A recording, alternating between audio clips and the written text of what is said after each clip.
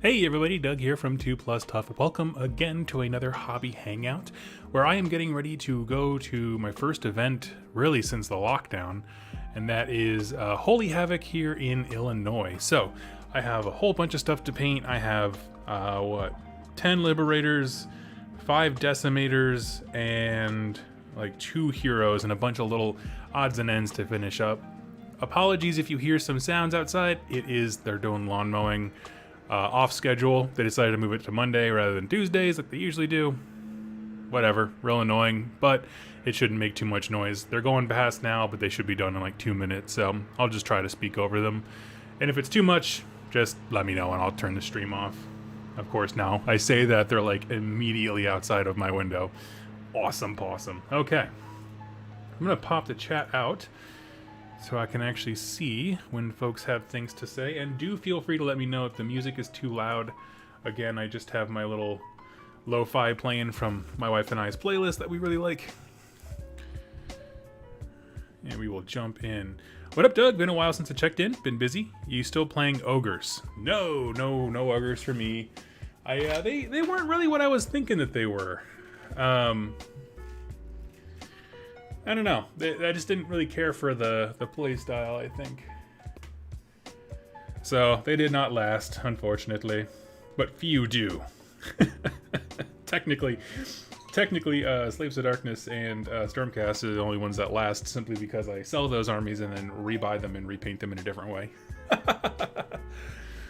DEFCON C. Hey Doug, did you see the Red Harvest preview? Yeah, so that's a preview. Thank you. We were talking yesterday about it, and I was like lamenting the fact that I really don't like whenever they have like non-previews where it's, you know, just a logo or something. But today, if you haven't seen it, there is a pretty sweet looking mini up on the main site. It's I think fair to say a Chaos guy. I think that they're going to lean into the Chaos Warbands all over again, rather than trying to do every faction. And that's just my guess. That's my gut check. I don't know anything. But yeah, I think they're going to be putting out a spider guy. He's nasty looking and he's awesome. We only saw one model. I assume that is probably not the leader of the unit. I'll tell you what. Actually, we're going to work our way up to our heroes as if they were a boss fight. So we'll go Liberators first, then Decimators, then Heroes. How about that? For efficiency.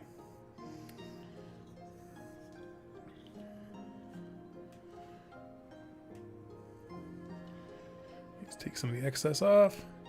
I'm excited for Red Harvest. The model looks great. Absolutely. Yeah. You know, I asked this yesterday and I totally forgot to check, but maybe someone can correct me. Was the last thing that they released for Warcry, was it Catacombs and those books? The faction books, I'm curious.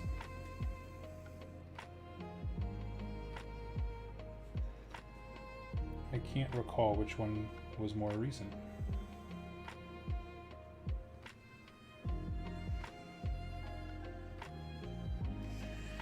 And honestly, for him, he only has the one pauldron. Okay.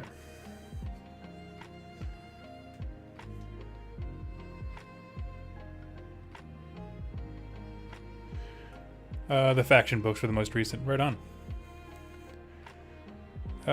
Chaos Warbands are great. I think Warcry rules work best with the Chaos Warbands. I would agree with that.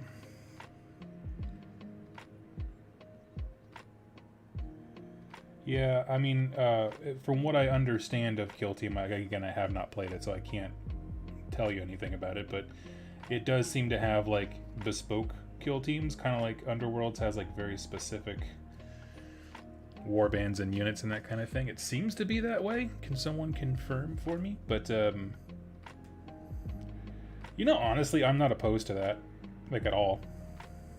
Just a little micro army, this is what you have access to. As long as they stay on top of rebalancing it whenever one faction seems particularly dominant and gross, I think that's a great way to go about it.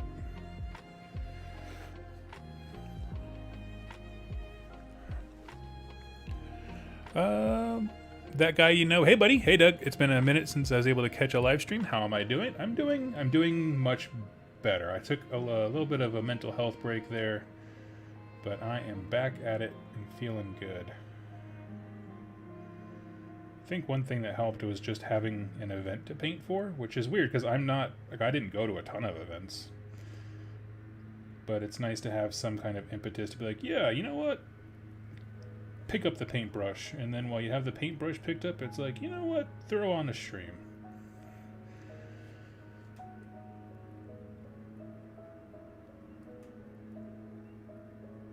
Of course, we're doing 2 thin coats. So you will see some streaks, but that's okay. We're going to go back and clean those up later.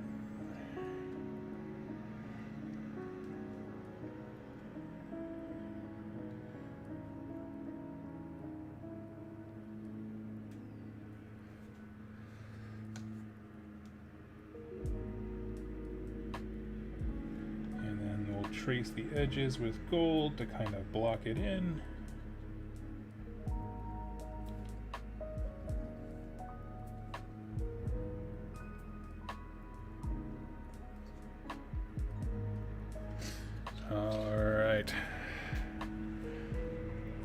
Forgive the lawnmower outside. I apologize. I think he will go away soon. DEF CON, I was actually thinking it was Gloomspite when I saw the trailer, though I'm happily proven wrong, I guess. So yeah, when I watched it, all of the vehicle or the ancillary stuff, like the carts and things he was walking past or they had panning shots over, that was all clearly chaos just because of the symbols, and I just assume that he was a part of that as well as a result. But you know, it could be chaos versus something. I don't know. I'm down for whatever, to be honest with you. I'm always just easily excited.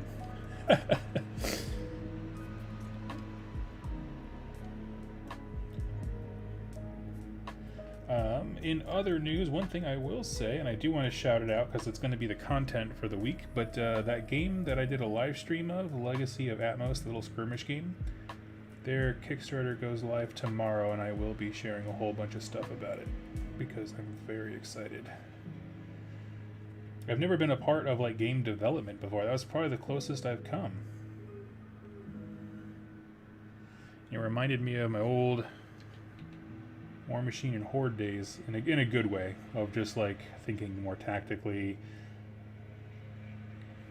People often mistakenly think that I'm not into competitive games because I do this channel, but I love competitive games. I just don't think Age of Sigmar is a competitive game.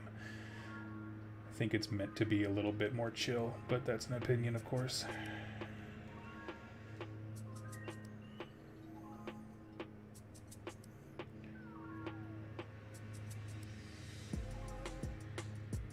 But if you show up to a War Machine and Hordes event and you're expecting a narrative experience, you just didn't read the room.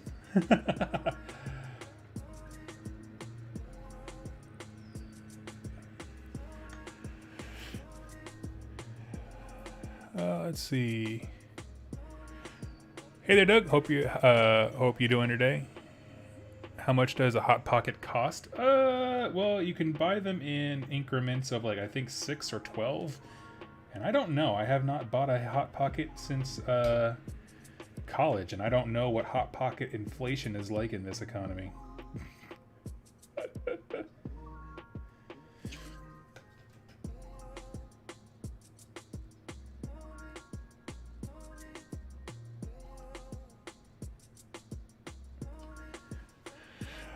Let's see.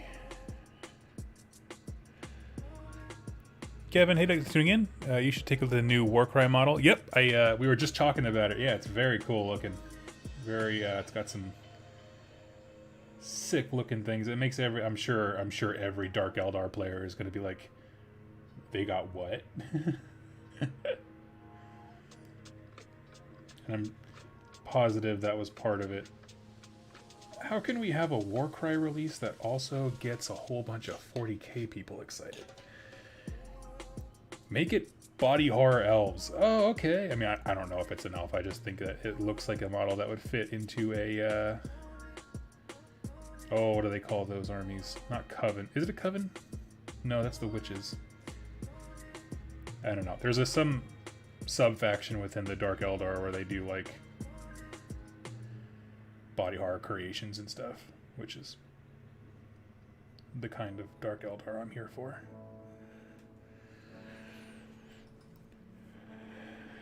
Let's see.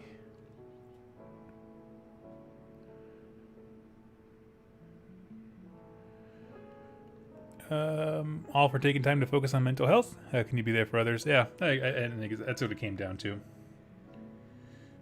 I realized I kept pushing myself, and I was like, man, I just need to stop and take a breath.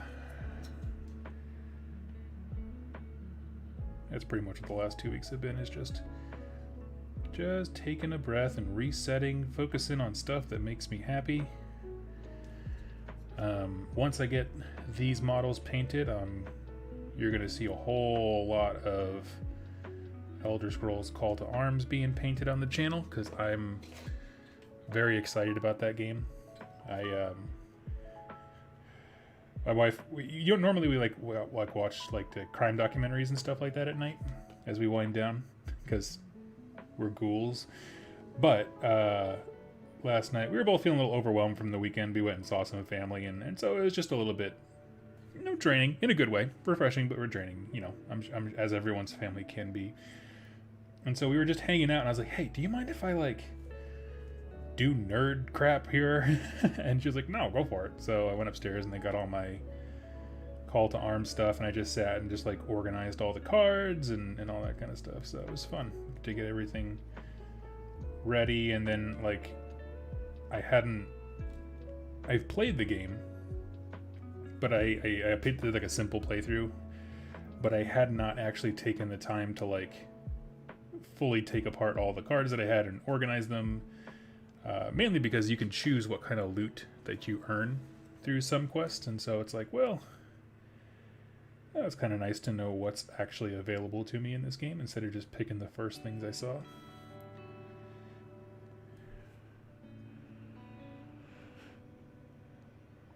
Let's see.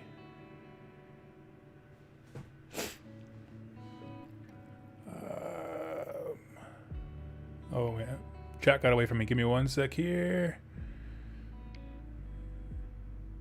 Will, did you see GW's Ben Johnson played in an event with an all Dracoth list? All the different ways to play Stormcast has me super hyped. I had heard just a little bit of that. I didn't know it was all Dracoth's list. I saw a meme online before I turned the camera on that I absolutely loved. And it was, it's that meme of like the superhero like deciding between which button to press, and he's like nervous. And it was GW never plays their own game versus GW employees taking their game stuff to an event is broken because they've had so much practice. And I was like, oh man, I love it.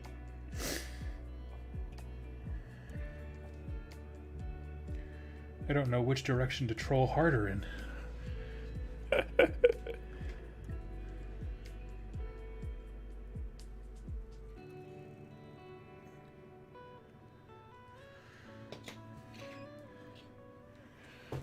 Let's see. Glad to hear you're doing okay. Always good to take breaks. Thanks, buddy. I appreciate that. I'm one of those people who needs to hear that. Like, my wife is amazing, and she just at one point was like, it's okay to relax. It's okay to take a break. And I was like, thank you. I don't know why. It seems to be deeply programmed that I need someone else to tell me that it's okay to relax, but it is. She's like, yeah, you're doing fine. Okay.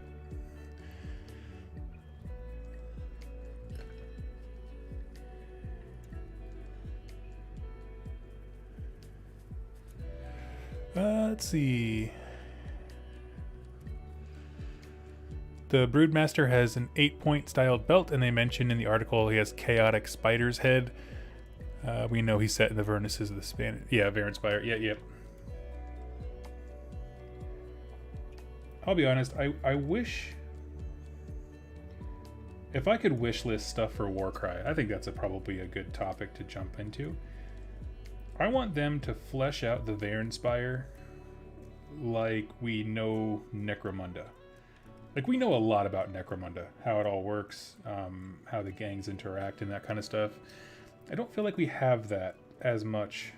We know of some specific locations, but that's about it. But I would love, like, a book that is just like, welcome to Hellhole. Population you and all these other dirt people. That's all the Chaos Warbands you can play as. Like, yes, please. That's exactly how I view the welcome section of the Necromunda core rulebook. It's just like, welcome to the worst place you can imagine. These are all the scummiest people that you could ever hope to see in the universe and more, and that's who your hero is going to be. Pick your poison.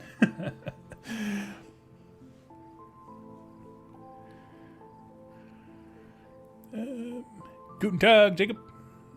I know Total War isn't your bread and butter, but I am wondering if you've gotten to see the trailer for Zinch.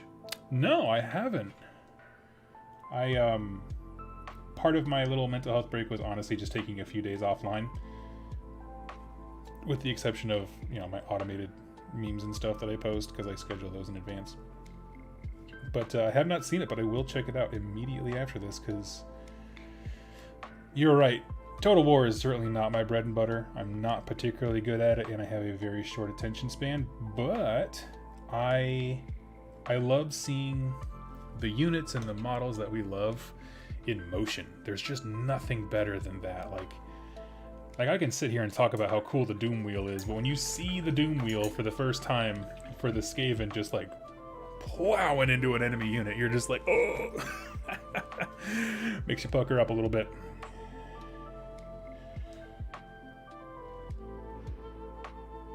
So now we're going back with that second thin coat.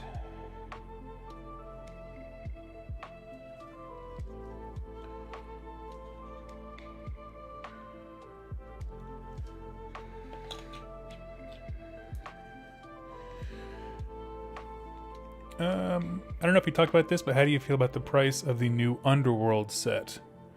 Alex, I'm happy to talk about it. I didn't catch the price. Can anyone tell me the price of it? I know I got a text from my buddy who was like, no thanks, I'll wait, but I didn't actually read what the actual price point was. And they didn't send me one, and I had no interest at the moment because I'm very focused on this. So yeah, I don't actually know. I apologize for that. I'm putting him up to the side. I forgot that specific one has 2 shoulder pads.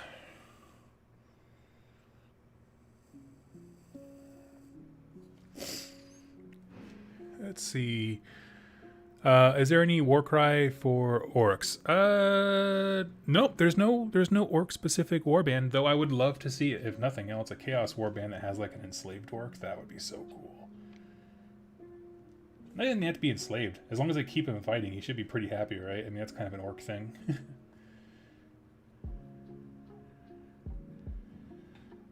Just generally content as long as they're always punching somebody in the face.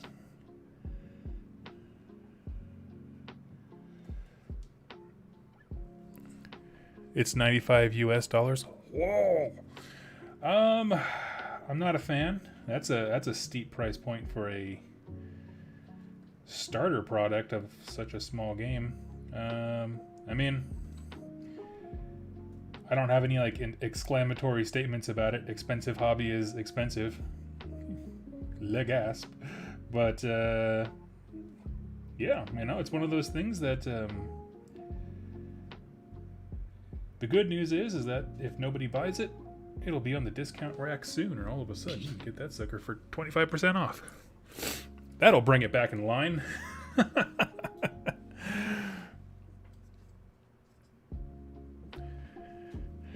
That's generally how I am. Like, I feel this. I treat video games the exact same way. Like, you want $70 for this thing? No, thank you. When you release it full of bugs, I will catch you on the apology tour on Steam when it's all like half off. Because you're not paying your bills.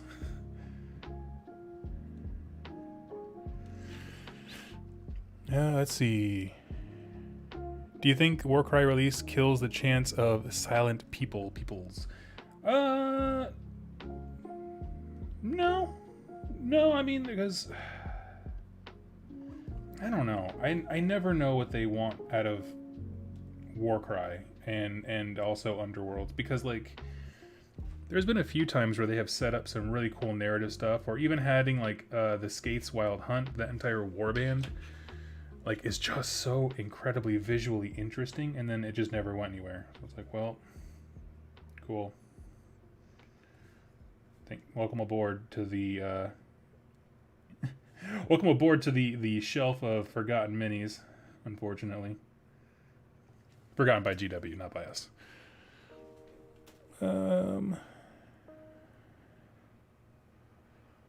I want to get into a historic tabletop game next. I'd be down with that. I think when it comes to historical games, for me, I have learned that it's all about the group. Like, whoever you're going to be playing with, understanding how they view historical games, I think, is more important than anything else. Because when I was in Seattle, there was a big group that was going into bolt action, and I was like, oh, hell yeah. Like, I absolutely love reading stories about World War II history and all these kinds of things, because I just love learning.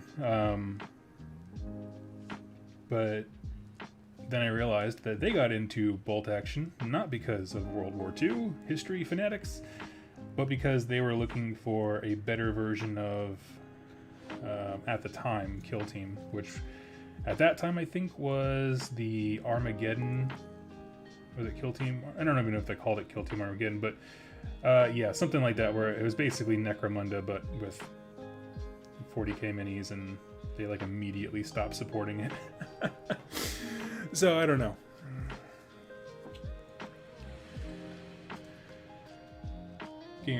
So that's the thing where it's like, you know, even though we both wanted to play the game, I wanted to do narrative missions that what's the company that creates bolt action? They were putting out narrative supplements that I thought were really cool, and nobody wanted to play them because, you know, of course, history often favors one side over the other. And nobody wanted to play an imperfectly balanced game. It's like, well, what are we doing here? The world is perfectly perfectly imbalanced, so I don't know what to tell you.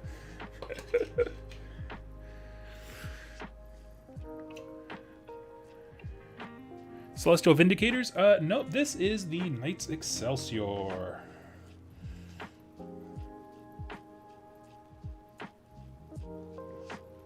I did have Knights Celestial Vindicators though for a while. Had a very similar blue too. I enjoyed them.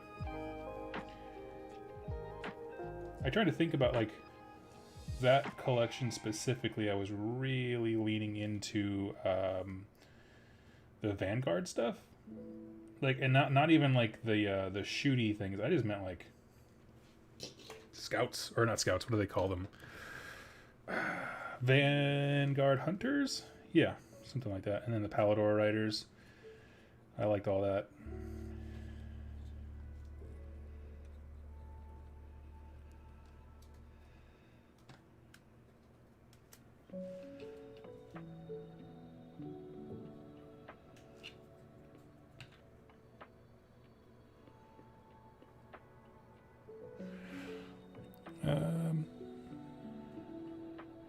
I went to paint Knights Excelsior, but the Wraithbone spray turned out to be more like Wraith Chalk. Oh no!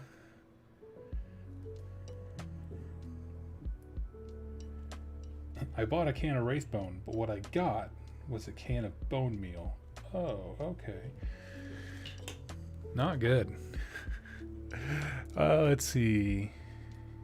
Doug, what? Sorry, I'm jumping around because I saw some folks were responding to me. So, Max Smith asks, Doug, what AOS faction do you think is in the biggest drought as far as rules and lore? My Blades of Corn feel dustier than most. That is definitely a contender, I'm not gonna lie. What else?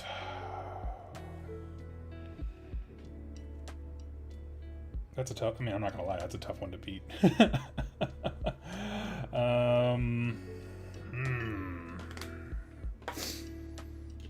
Which is now at this point I'm thinking, who has less mentions and support?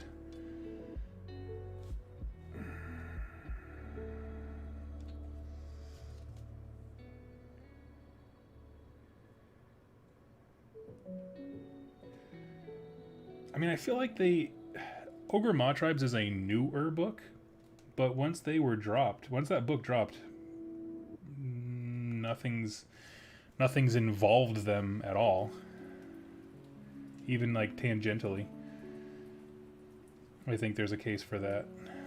So yeah, I suppose in terms of like the longest drought, it might be Blades. For the longest time, I would have told you Seraphon, but luckily they gave us a new Croak and a few other things. Beast of Chaos. Yeah, Beast of Chaos, I agree. They're in that same situation.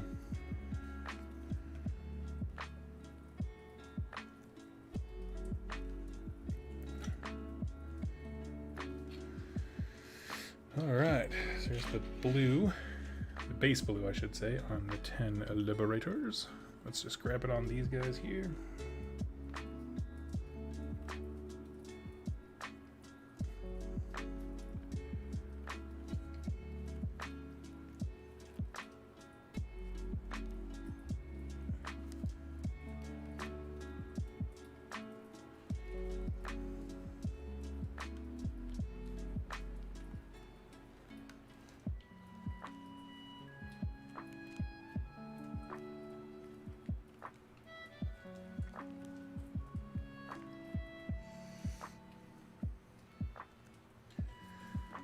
Okay, then we have our decimators. Let's see.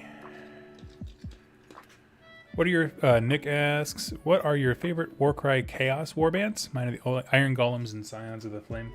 For me, Scions of the Flame is definitely one of them, and then also the Corvus Cabal. Specifically, I enjoyed Corvus Cabal in Catacombs because they actually made allowances for using the walls in their special abilities. So like, since Catacombs is basically a top-down view, there's no buildings for you to be able to launch yourself off of to be able to get their special attacks. So there are allowances there for them to basically like run on the walls and then leap onto people. And I was like, oh yeah, that is the premium nerd content that I am here for.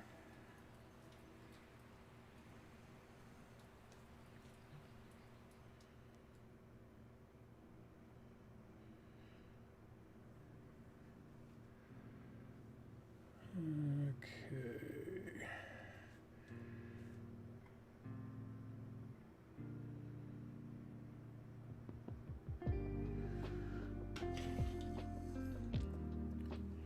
So they became like ninjas. I love it. Exactly, yes. Let's see. Michael the Barbarian, do you see the new Warcry model? Yeah, it looks real cool. We were talking about it earlier. It's cool stuff.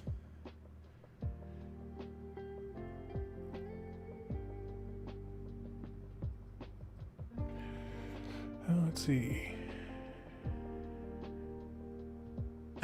Stephen Church. Oh, I didn't see that you were talking about the historical stuff before, but yeah, there's always one guy who's way into German history that you're like, reel it in, buddy.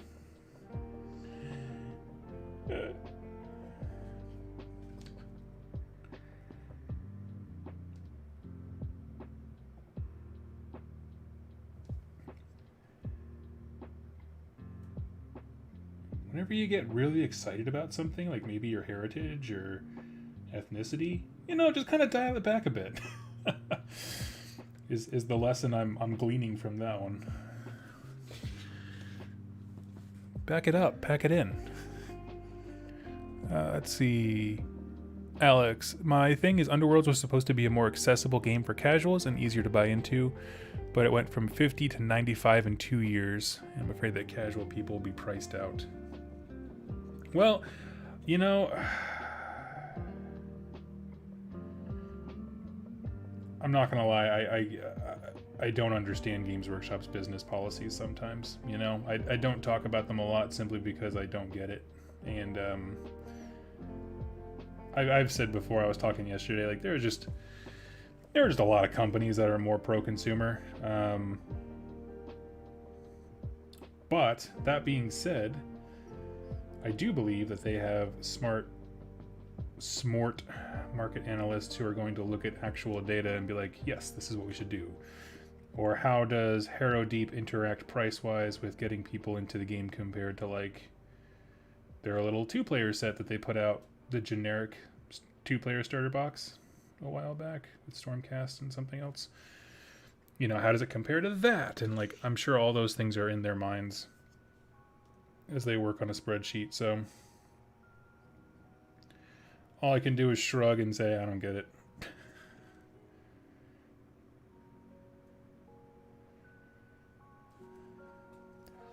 All I know is I'm painting a decimator and I'm having fun. It's basically the thesis statement of this entire channel. I don't know what the hell Games Workshop is doing, but I'm having a great time with this specific thing. Hey, good souls, what were we talking about? Well, we were for a hot second talking about the price point of the new, oh my gosh, Underworlds. I always want to call it Shadespire still. How it's $95, which is a bit much.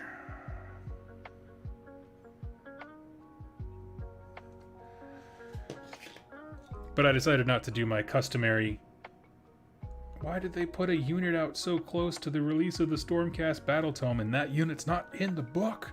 Actually, that might be. I haven't even checked. But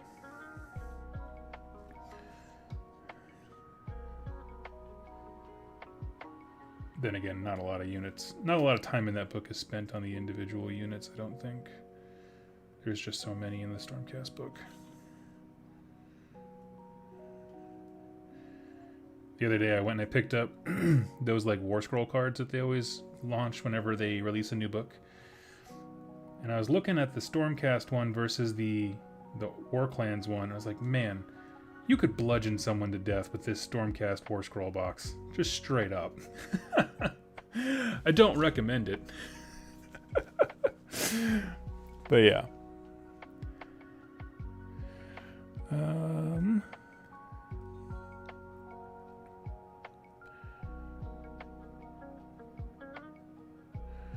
William, 1-star priest, 1 unit of skinks, and 1 Bastillodon assembled and primed for the upcoming Path to Glory campaign. Nice, buddy. Well, good. Hopefully we can give you something entertaining to listen to while you're painting them up. Hopefully.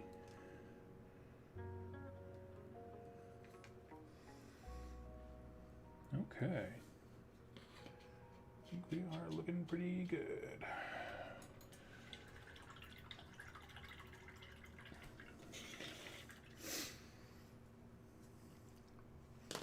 Let's grab our skeleton horde.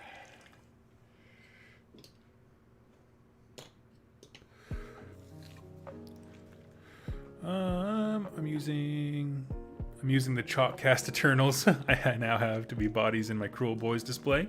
Any tips on building / painting terrain? Honestly, not really. I don't really do much with terrain. It's never been a part of the hobby that I've thoroughly enjoyed. Although I did join recently a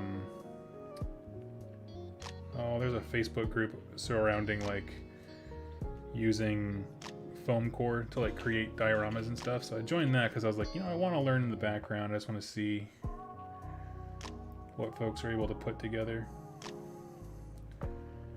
But nah.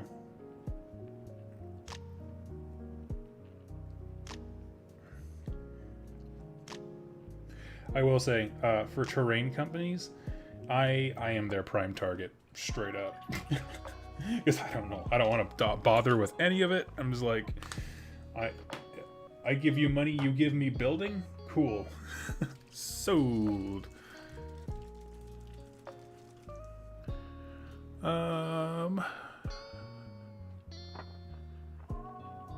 I have an extra giant spider. Now I want to build a Chaos War Shrine with it. Oh yeah, dude, that would be amazing. I I've never seen the Arachnarok or whatever he is kit up close enough to like gauge, you know, how well or level the actual War Shrine back would be. But if you can, certainly if you can make your own to custom fit it, yeah, dude.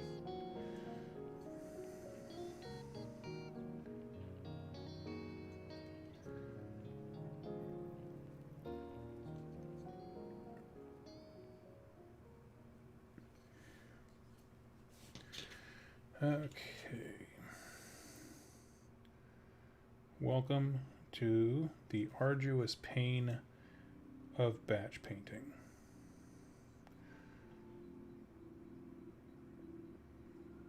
Where it's just like, what are you doing? Painting belts. Just belts. Belts for days. Defcon. Hey Doug, I know you like to play the Spire and Conquest, but how much did the Wadroon getting a T-Rex blow your mind? Oh, I love the T-Rex model. If you have not checked it out, I would stop to show it, but I'm right in the middle. But yes, if you have not looked at Conquest, my goodness, go check it out.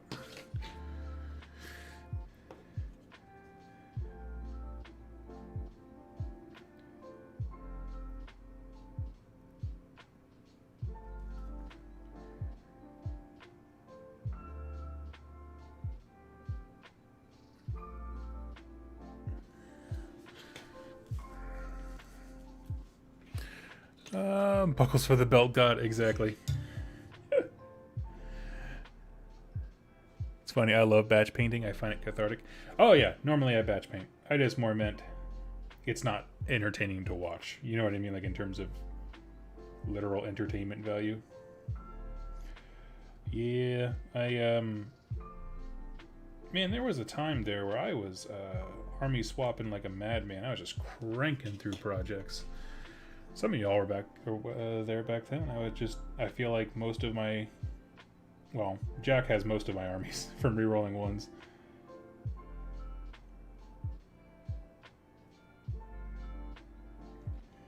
But yeah, when I was painting orcs and stuff, it was the only way to do it without losing my mind. Kind of felt the same way about, what do you call it? When I had my Tzeentch demons.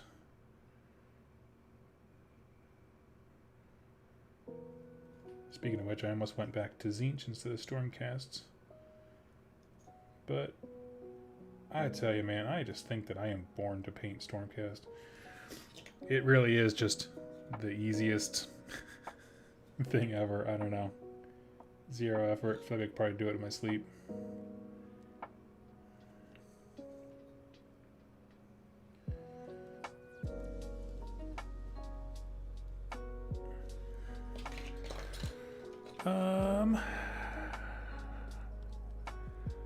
Let's see.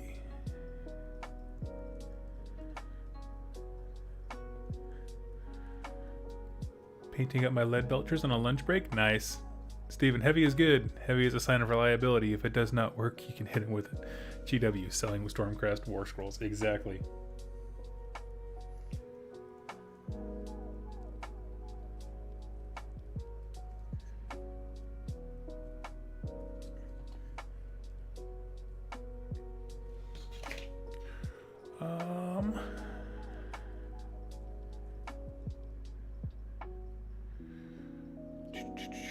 You ever try oil paints? I just got a bunch of 502 oil paints. It's amazing how much less tedious painting is now. So I didn't for these guys because I'm on a time crunch and I don't want to try anything new. It's like, you know, I know the time frame of how I like to paint these dudes. However, when it comes to the Elder Scrolls Call It Arms stuff, I'm going to be painting once I get everything for Havoc done. I do plan on doing specifically oil washes. Probably normal paints as a base and then oil washes, because my buddy Jeremy locally, he does oil washes. He did it for all of his Soulblight Gravelord stuff, and I love the way his zombies look. I'll see if I can get a picture of him next time. I'm sure that'll make his day. But yeah.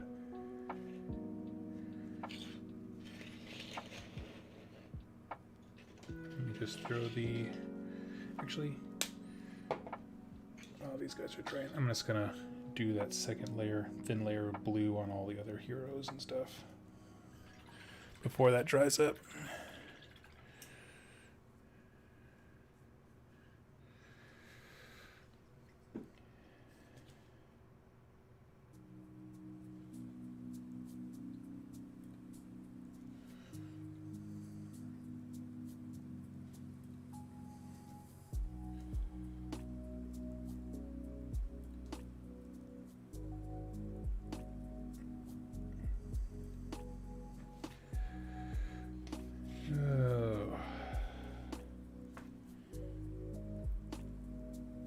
How is the underworld scene? I have not kept up with it. I know, obviously, like everything else when stuff went into lockdown, I know it had to take a chill pill.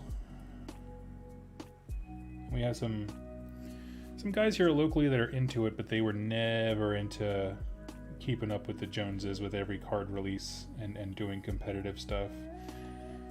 The closest, I think, locally that I heard that people were getting into Underworlds was everyone buys, like at the start of whatever our campaign season is, everybody buys a warband box, and then you just use the deck that comes in it.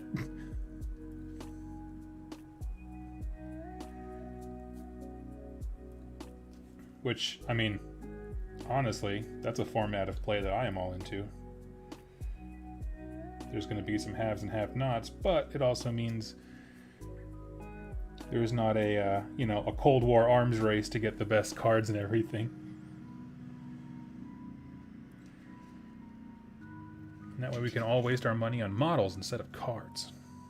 Like wargamers ought to do.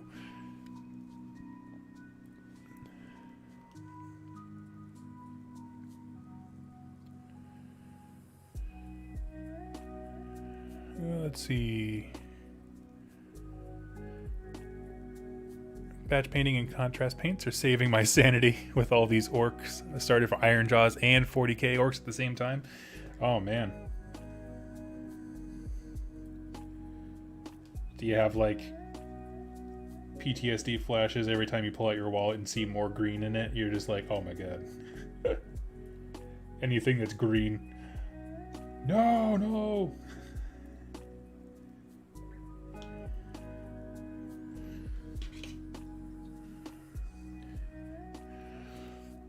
Let's see. Bunt Bipser. Hey everyone. Stuck at home with a week with tonsillectomy. Oh, sorry.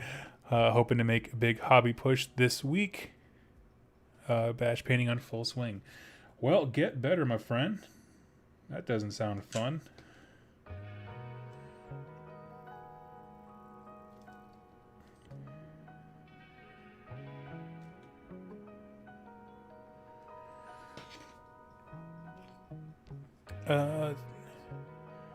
Spezia. Okay. Oh, see my last comment. Okay.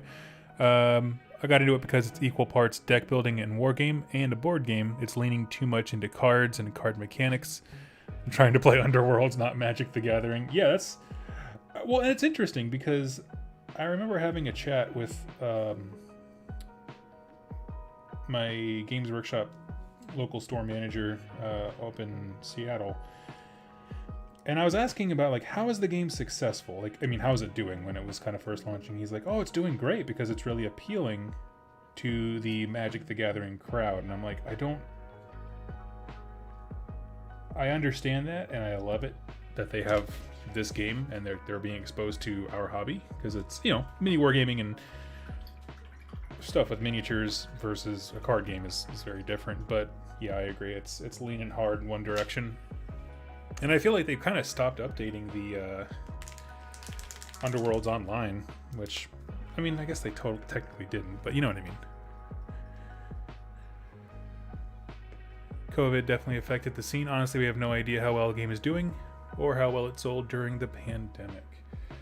Well, I know at the start of the pandemic, the very, very start, oh my gosh, I had a wonderful discussion with the store owner, and he couldn't keep the product on the shelf. Like, it was flying off so fast. I do not know if that has been the case since. But He was just a small local game store owner, and he said like, yeah, once board gamers found it, they got really, really into it. I was like, oh, okay, that's cool.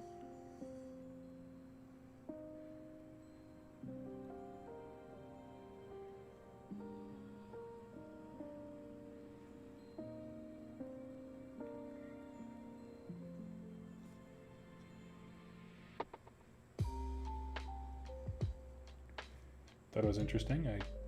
I guess I just never really thought of it much of as a board game, but it is. It is.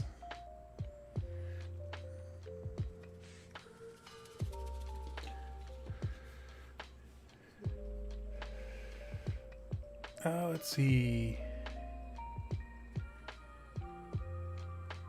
Definitely filled up on ice cream and soft foods, surrounded by models, and don't have to work. It's not all bad. Exactly. There you go. That's the attitude.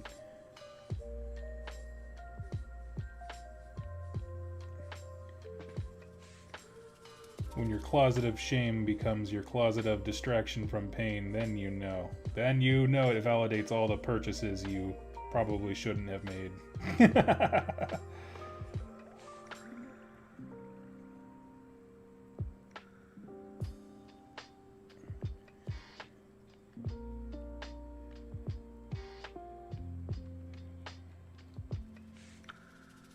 Although if they got you on too much pain medication, you're gonna like wake up with a Hello Kitty army and be like, who? What?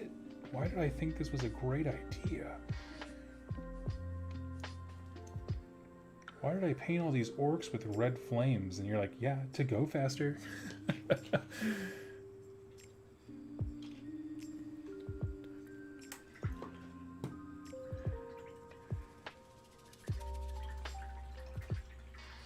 Take a shot of coffee here. One sec.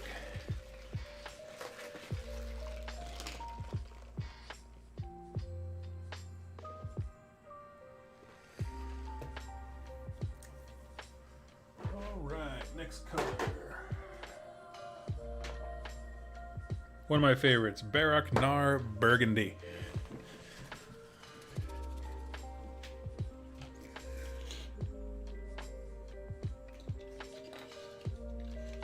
For the longest time, Games Workshop did not have a good burgundy color.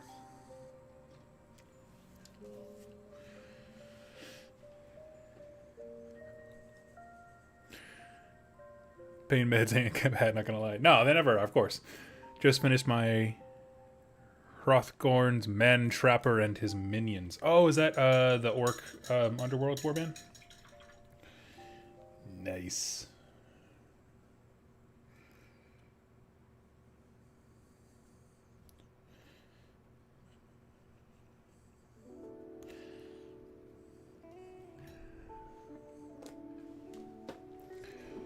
Let's see, let's grab this one. And we're going to push everybody else away. We're just going to focus on the Liberators now.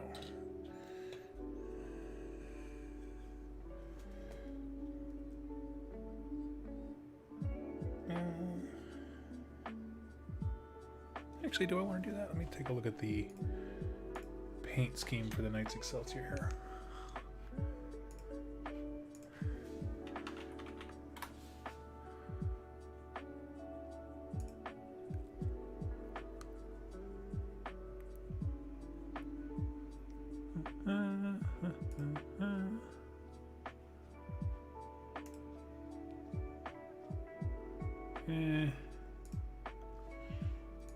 Huh.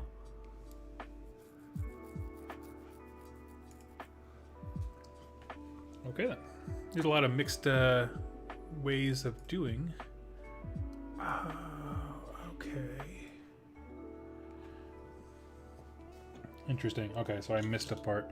I was supposed to get the tabard things with blue as well. That's okay. We can go back and do that.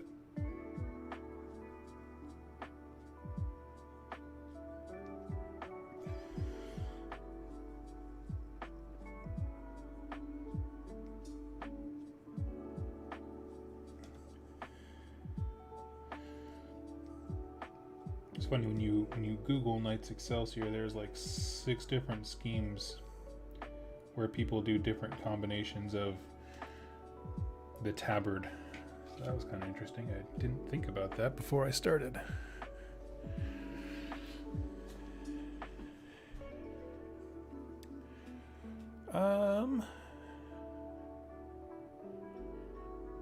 Doug, your painting palette is starting to look like it's its own little world with all these colors, oceans, and all. There we go. Yes, that's how I do fantasy world design in role-playing games. I just look at my paint palette.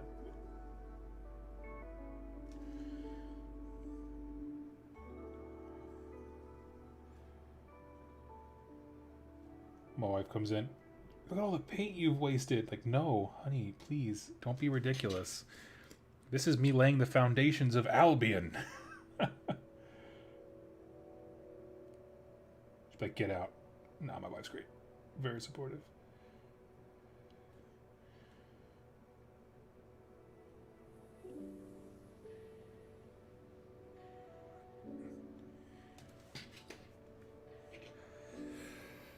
Let's see.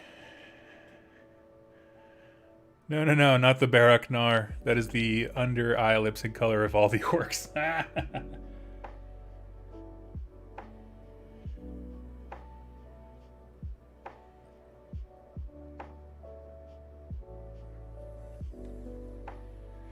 For so long, the closest color you could get to it is Screamer Pink, and if you look at them next to each other, they are quite different.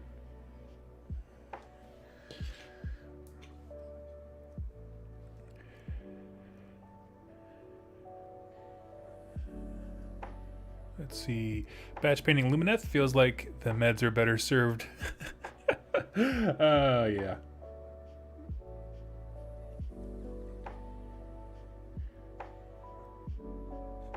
What's your secret to efficient painting like this? Drug up and tune out. Don't do drugs, kids.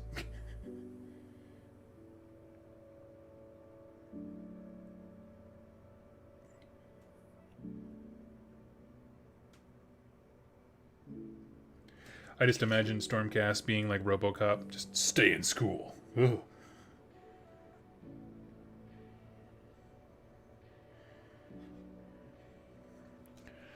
Let's see. Oh wait, Jamie, I was using War Scroll Builder website and saw the Cursed City minis had individual points for each unit. Do you still have to use them as a mega unit? No, I believe that they changed that. Someone correct me if I'm wrong. So I know when the game launched, they had to be a mega unit. But I think since they've retroactively gone back and made them individuals. Because unless it says must be taken blarg blarg, you should be fine. So I remember thinking, yeah, that was a good idea. That was a change that never needed to happen because it should have probably been that way from the beginning.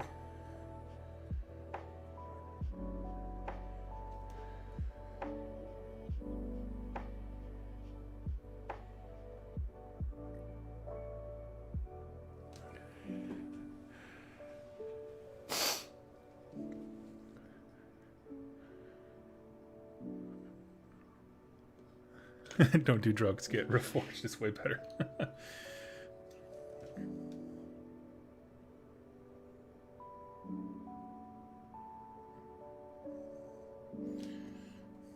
Yeah. Why do weed once when you can die 1,000,000 times? Become a churning soul in the mass of all these different dead warriors. Like, oh, geez, man. Sir, this is an Arby's. Please relax.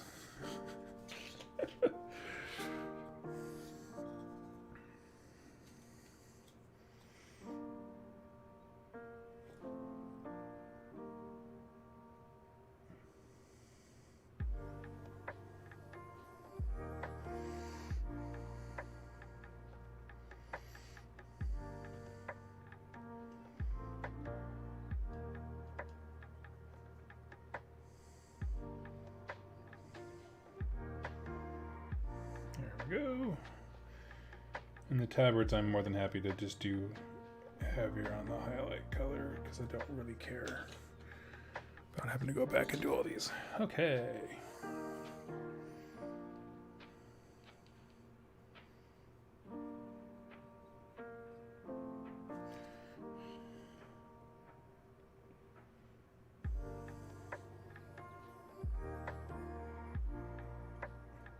So can we talk about how much more awesome they made Liberators in this new book? Talk about paying some fan service to the OG players, man. I love Liberators. I know there were some folks who were upset that their unmoving staunch defender shield wall tactic is no longer a thing, but I'm okay with it. They got rend. I was like, what? They got rend and a simplified profile because they just made all the weapons like one. And I'm like, oh, thank goodness. I'm so tired of having to choose between like axes and hammers and all these kinds of things. Now it's just like, are you holding a thing with one hand or two hands? One hand. How many are you carrying? One? Cool, here's your profile. Nice.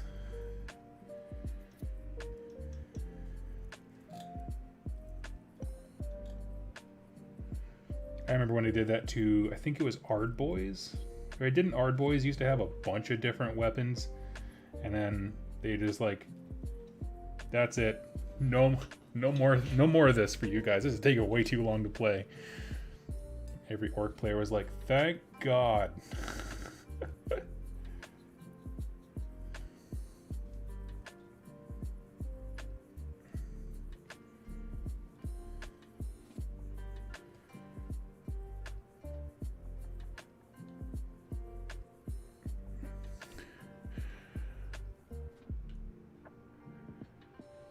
Not a Stormcast helmet fan.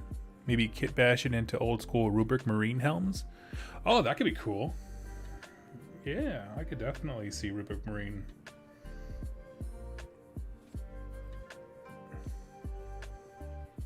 You're going to be harassed every single time though, because someone's going to ask like, so what's his name? Cetra. Where's Cetra in your army? You know, because you would have a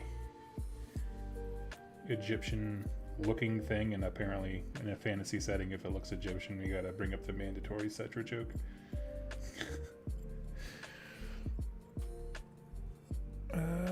Do you prefer OG Stormcast sculpts or the new Thunderstrike armor? Ooh, that's a tough one. I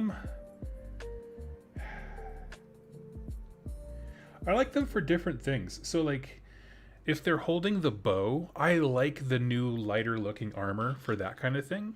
For like frontline troops like Liberators with the big shield and like they're really stout, I like that. I think both are, like having both is the best mix.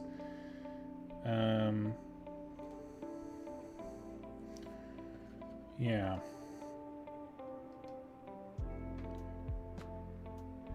I think, you know, because it used to be, why would you ever take Liberators when you had Sequitors, right?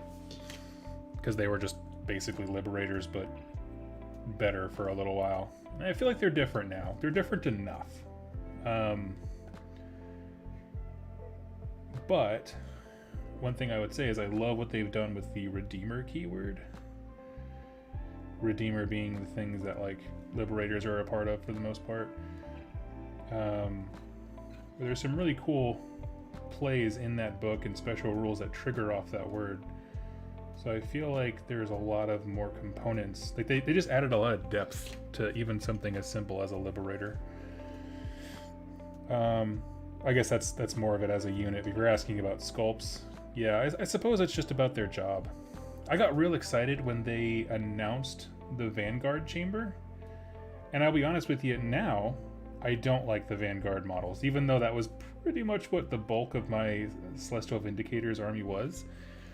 Because, you know, they're supposed to be these light scouts, but they still retained the big chunk and body style of the Liberators. But like, no, man, can you imagine if Vanguard Hunters were re-released with those nice slim armor types where they actually look like they could possibly stealth something? Heck yeah.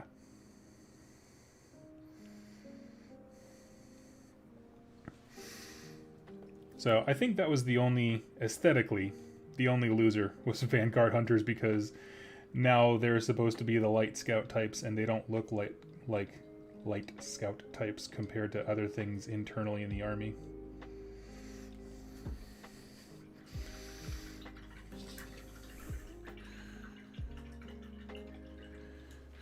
Liberators have real legs in Stormkeep? Yeah, absolutely. Absolutely. Did I see Cetra? Where? Yeah. One of those people who gets too excited. Cetra, where? Sorry, I throw up a little bit when I get excited, guys.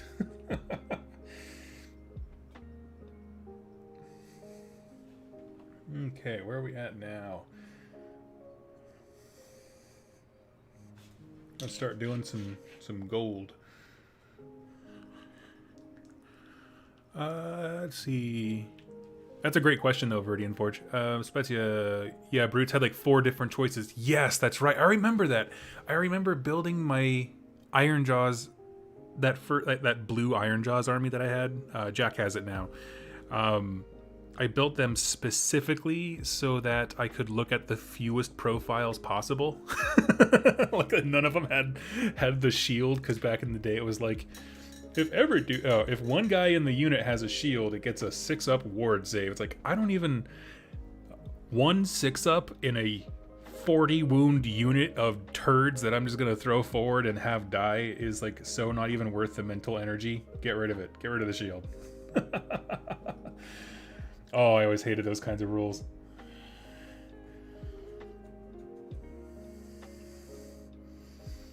You're not even worth the mental tax.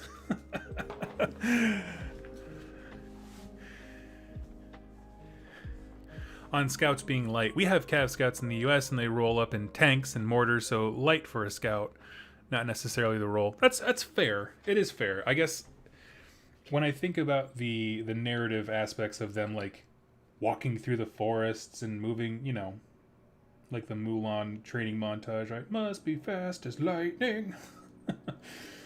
That's the kind of sense that I get. I never got that from the Vanguard Hunters, but you are correct. Scout does not mean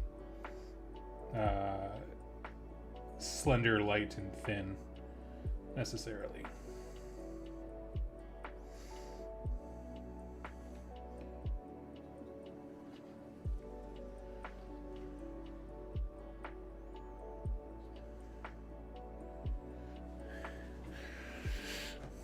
Let's see. I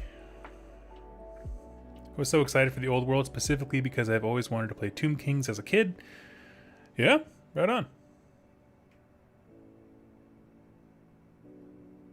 Yeah, I'm excited to see more. I mean, I love the Stormcast stuff that they've dropped so far. I think it's this week where a bunch of that stuff goes up on pre-order, right?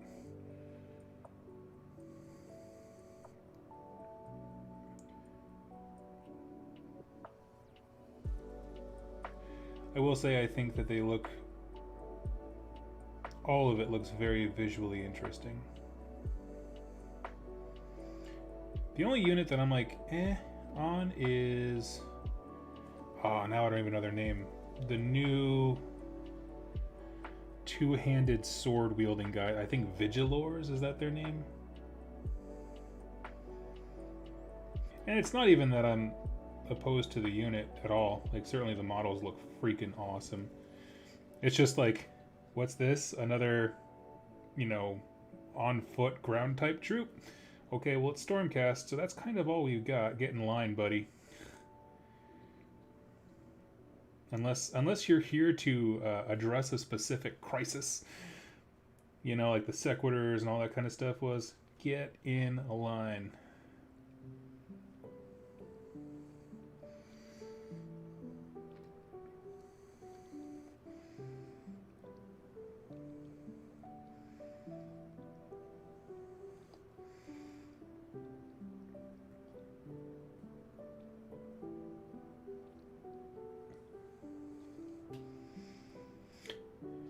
I think the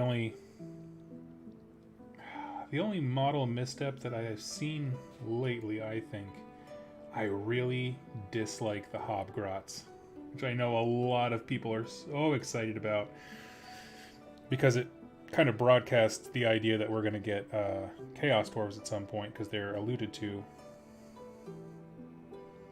But I cannot stand Hobgrots. Just the way they look. I don't like it. I don't know if you guys have ever, if you guys are Futurama fans. There's an episode where they go to Slurm is the in-universe version of like Coke or Pepsi, and they go to the Slurm factory, and it's basically a Willy Wonka episode in disguise. There's a part of it where the old professor sees the Oompa Loompas. They're called Grunkalunkas. He goes, "Who are those horrible, ugly men?" And he's like, "Those are the Grunkalunkas." And the professor just says, "Tell them I hate them." And I was like, that is exactly how I feel about the Hobgrots. Who are they? They're Hobgrots. Tell them I hate them.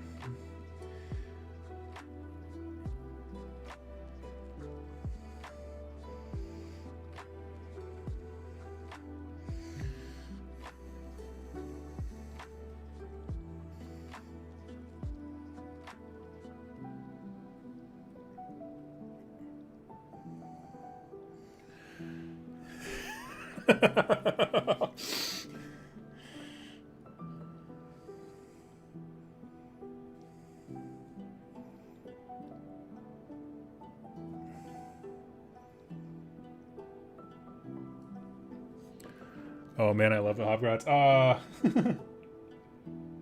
I don't know what it is. They don't do it for me.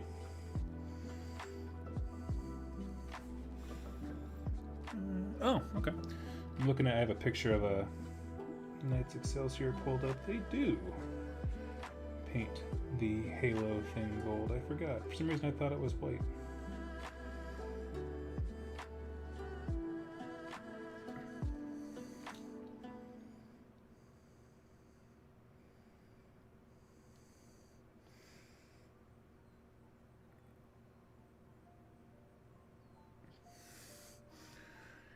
Nice. Coming along. Totally agreed. Hate those Hobgrots. Yeah. Oh, here we go. Vanquishers. Thank you. That's what they're called.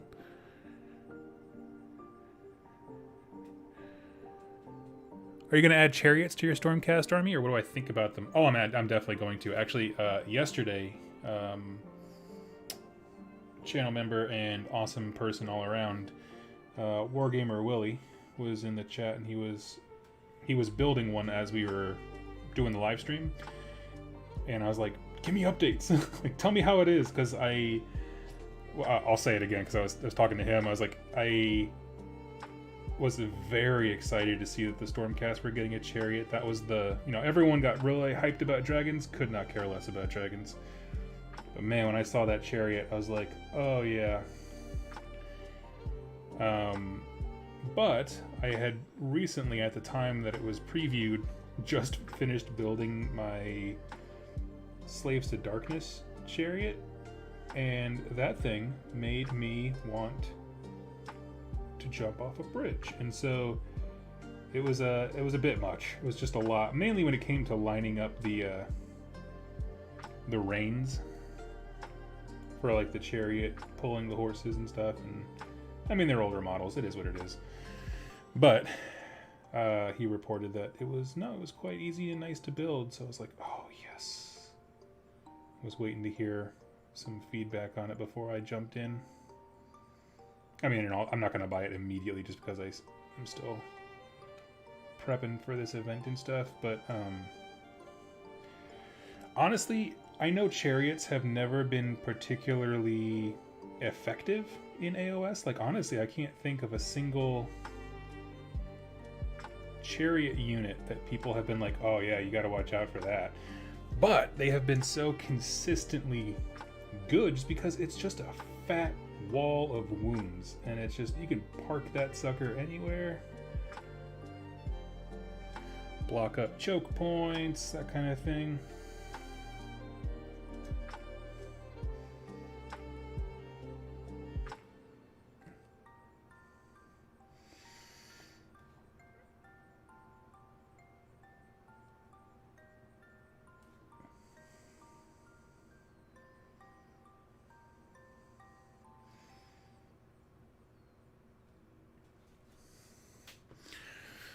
Let's see, about 2 chariots for mine. Nice. I come for the hobby and I stay for the Futurama references. Well, good, because I'm full of them. Oh, actually, I forgot the shoulder thing on this guy.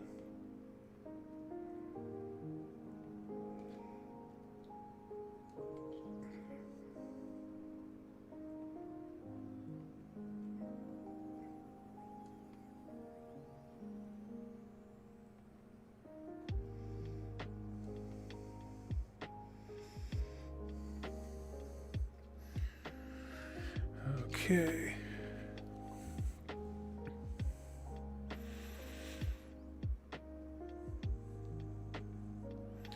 Did they already release the guy with the pot grot? That's the unit that I'm hoping for. Chariots were an easy build. Nice. If you can make the charge reliable, I think chariots will have a big impact. Pun intended. Yeah, I mean, because they have the same thing as the Annihilators, right? It's like they charge in whatever the dice roll to charge was. They get that many, I think, chances at a mortal wound. It doesn't just go straight through. You have to like roll a die or something. But man, I charged those Annihilators into a unit of Graveguard, and they wreck some days. Sorry, Rob.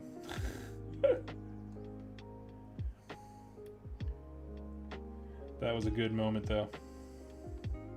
Tell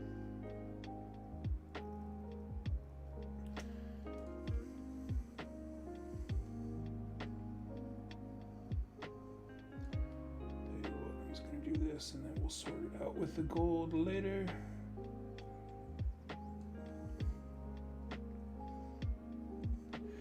Oh, man. I will say, this Stormcast book has me more excited about AOS again than a lot of other things. I don't know why. Honestly, I think a big part of it is just it reads very easily. Like, there's not 4 pages of different artifacts to go through where it was like, here's your artifacts of different types of lamps, and here's your artifacts of different types of flags, and you're like, oh my god, no one uses 90% of these. Did he have a thing on his belt? No.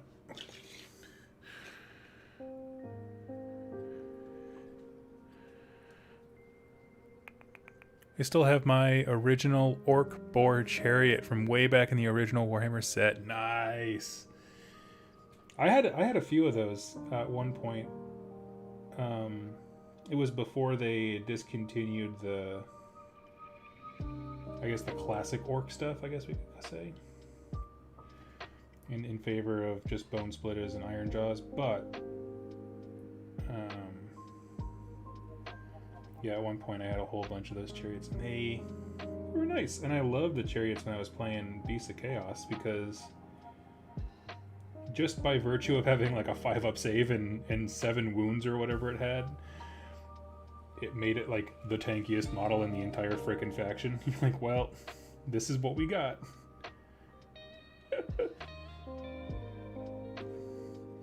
If I just need a fat body to plug up a charge lane or something, send in the Tuskor Chariot.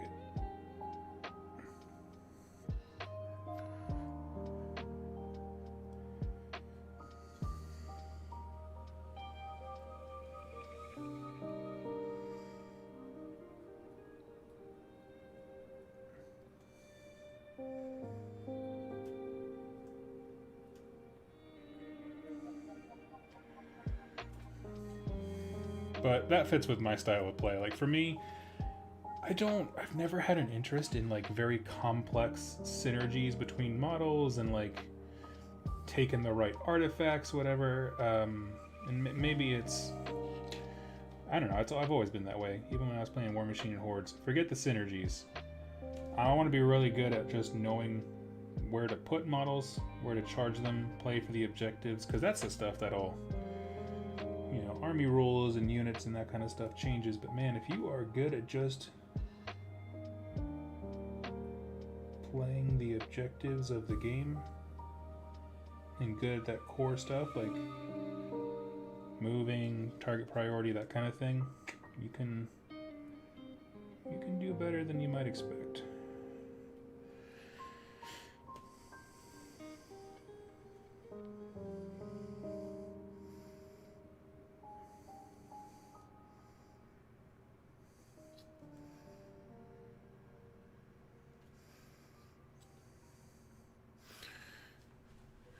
Okay.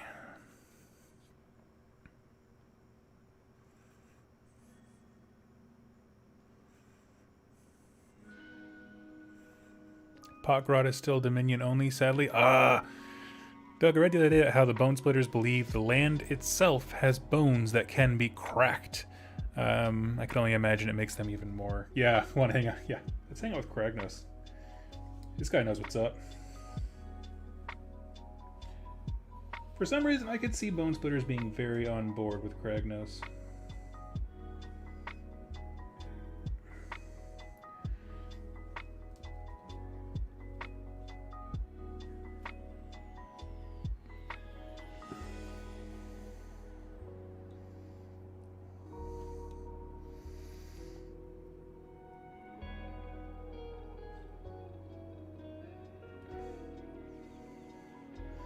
I think initially they would probably see him as a monster, but I think the moment that he spoke to them, I think that would stop. I think they'd be like, whoa, whoa, whoa, whoa, whoa.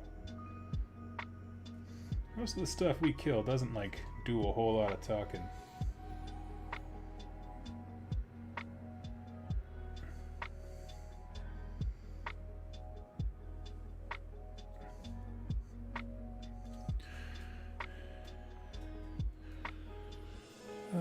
Thoughts on what Nighthaunt monster could be?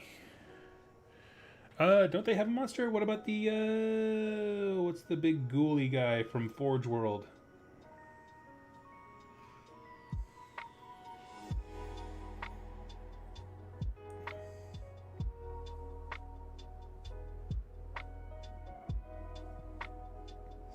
I mean, honestly, we got the sense from the Bone Reapers that Nagash is more than happy to, like, take apart, manipulate souls and that kind of stuff. Mourngol, that's what it's called. Thank you, Jordan. You know, we get the sense that he's more than happy to do that, so I would love just units of, yeah, I took the souls of a bunch of angry as hell wolves and I put them into this one bear body. You know, give me some weird stuff like that where you're like, why? Why would you do that?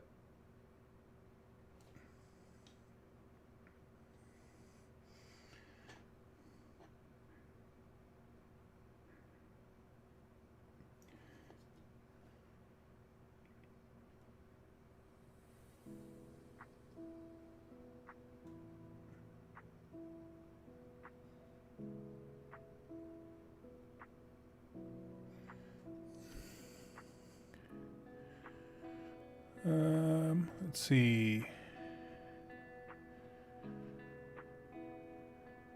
So we don't know if the new Warcry stuff is just a new warband on their box. Nope, we don't know a thing.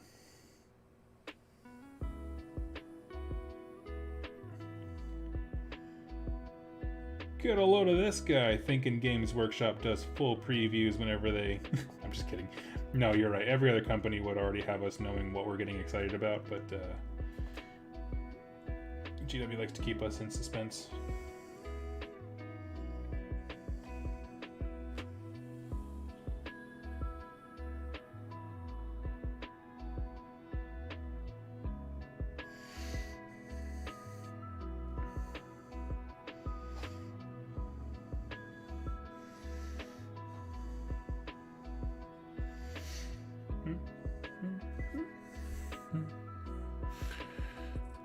Let's see. I think they've done great with showing how the various orc factions could see Kragnos. Cruel Boys see him as a tool to be used. Ironjaws see his martial strength. And Bone Splitters see his primal truth. Exactly. Couldn't have said it better myself.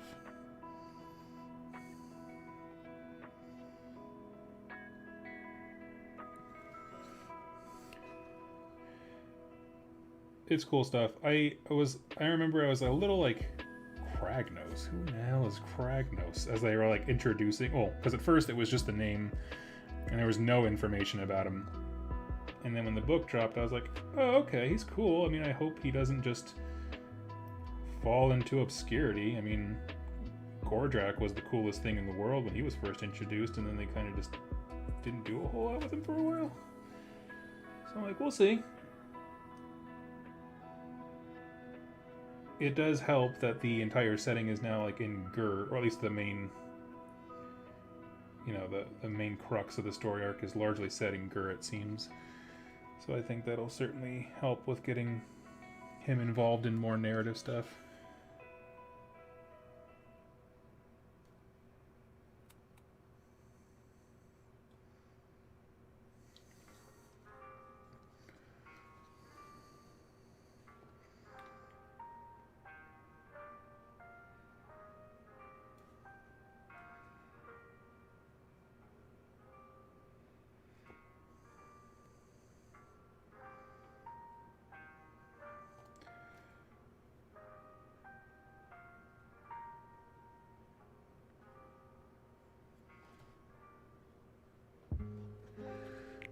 Alright, let's see. When I first saw the Kragnus videos, I thought the Beasts of Chaos were getting love. Ha!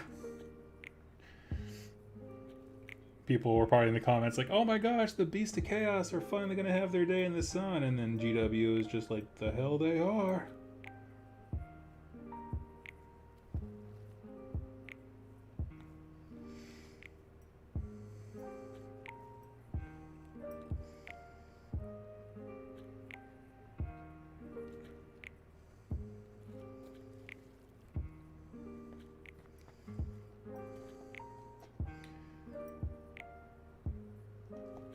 I would love if they were able to do it well, but wrap Beasts of Chaos into Slaves to Darkness, which I know is not everyone's cup of tea when they start combining armies, but to me, I think they both fill a good role, and I think they can do things for each other. Like, I was talking about how I'm struggling to build lists because we have, you know, a growing play group here, and so I'm playing a lot of like 600 to 1,000 point games, and so it's very hard when your, you know, standard Chaos Warrior is as many points as he is, 200 for 10. But if I had some Ungor or something like that that I could sprinkle in.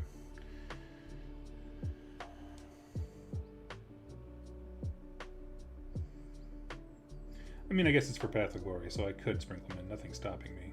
Because there's no battle line requirements for Path of Glory, but...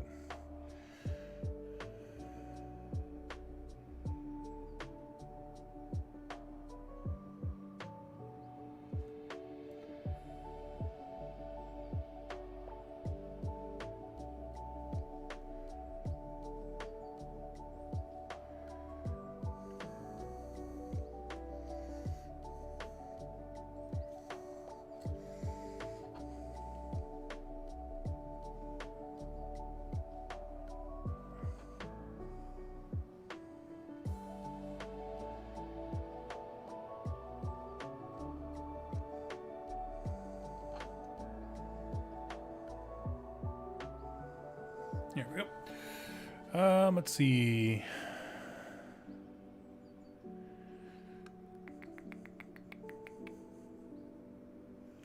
Doug, have you ever painted a big GW model? I have the massive Beastman Cyclops I'm afraid to start on. You know, honestly, if you just take your time and break that down into sections, he goes pretty quick.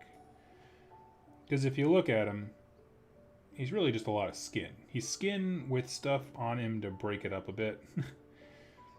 So I would just suggest, you know, prime him all the same, and then just go, okay, you know, it's leg day here in the Mortal Realms. We're going to focus on this chonkin leg. And then just go like that, piece by piece. As far as to answer your question, have I ever? Yes. My favorite model, and a model that I hopefully will never get rid of, because it's just a part of me, is McGlotkin. It was my first big model that I ever did. It was very intimidating.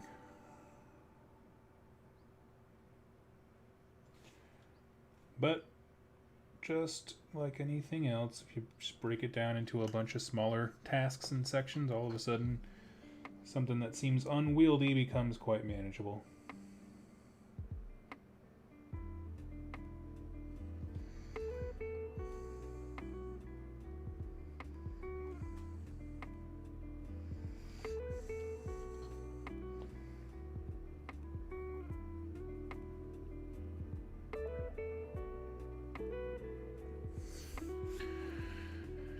Let's see.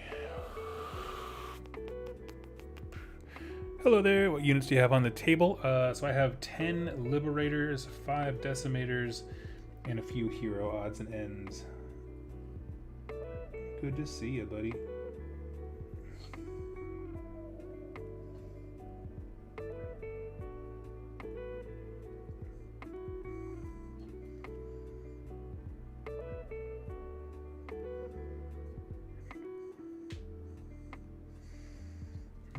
Oh, that's right, this little thing.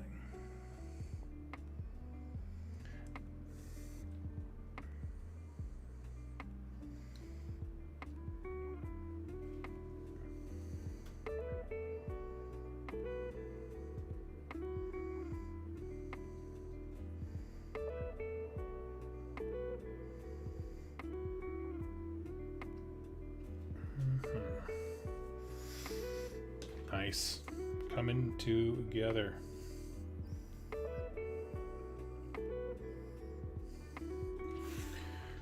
If you can afford it, the master airbrush kits on Amazon are entirely serviceable and make bigger models just a breeze. See, I did a lot of dry brushing, and then with my Glockcam, what I did was I went out and picked a whole bunch of fun washes. That was the thing that I wanted to focus on. And so I blocked out pretty much the entire model with like, I want to say like it was akin to like a Death Guard green type, like kind of darker color. And then yeah, just dry brushed up from there, and then went back in with a bunch of fun washes like Secret Weapon miniature washes. They have one that's called, what is it? It's like Sewer Drain or something, like it's just a super gross name. And I absolutely loved it. I was like, that is the best name ever for a Nurgle model.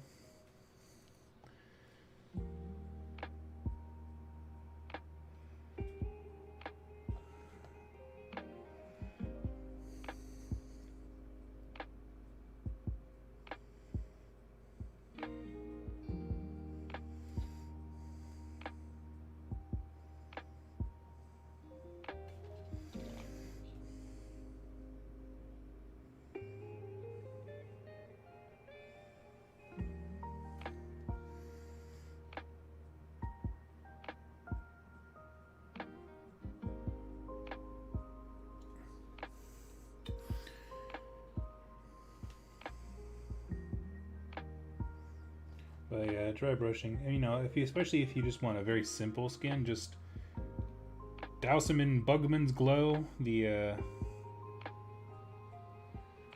base skin, and then dry brush them up. Or you could, if you wanted it even easier than that, man, you could even do, you know, start off with like Wraithbone or Gracier Contrast, and then some of my favorite things is just contrast plus highlight layers. Like, absolutely. That'd be a dead easy way to build up that skin color. And then you just go part by part and you're like, oh, what's this? A chain? Random arrow sticking out of his leg? That kind of stuff, and just pick it out piece by piece.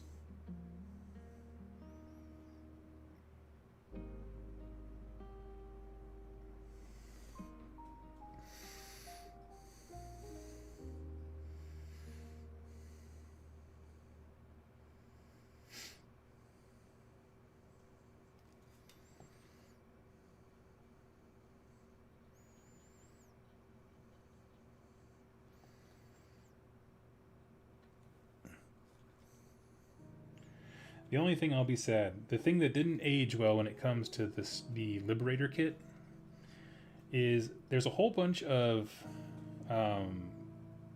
daggers in there. Okay, when I say daggers, I mean if you build them no matter what the main weapon is, this could be a sword or a hammer. But if the other weapon is a hand weapon as well, then instead of a shield, they're holding a dagger. Okay, makes perfect sense. The problem is, though, there's no way to put the dagger in the right hand. Because I was looking and I was like, man, I want all these like super heroic looking Stormcast, and then I want one the guy like, we call him Shiv, and it's just him, no shield, and his little dagger crap weapon. Just be like, I'll cut your face.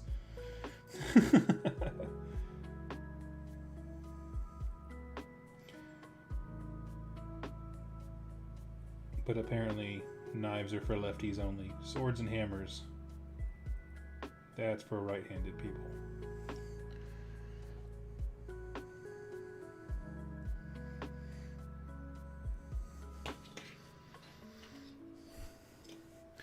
Speaking of Nurgle, did you see Vince's painting video on the subject? He gets that crazy, sickly look so quickly, and I love it.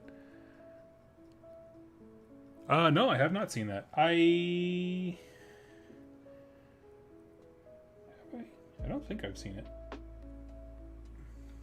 Doesn't sound like it, but that's rad. That's interesting, because I know that he hates Nurgle stuff, I believe. Did he lose a bet or something? Or he probably just got so many requests. He's like, everybody shut up. Shut up about the pimples. I will teach you how to paint pimples. Leave me alone.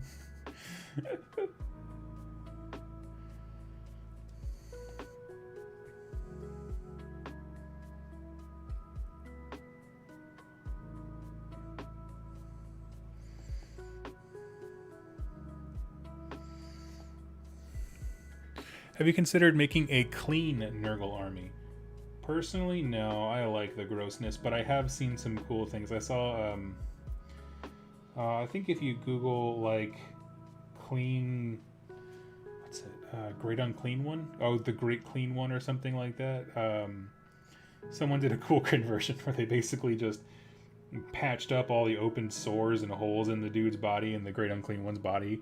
And he's just this fat, gross-looking baby, like the whatever that evil clown is from Spawn. The Violator, that's what he is.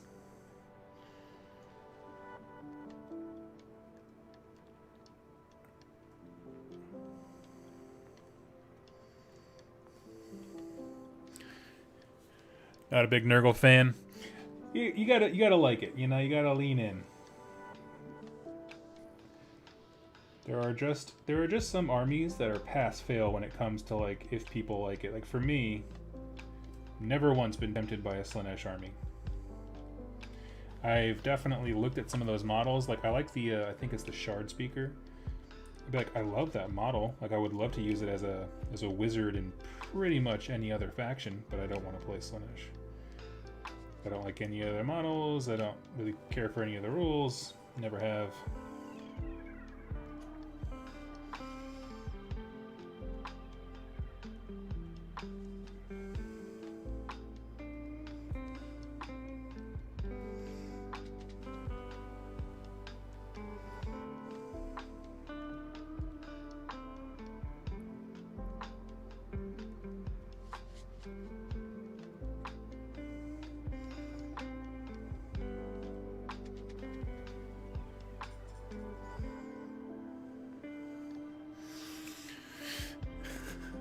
That Great Clean One is more nightmarish than the original. Absolutely. Yeah, it looks very it's like one of those like haunted pictures of the internet that just creeps people out.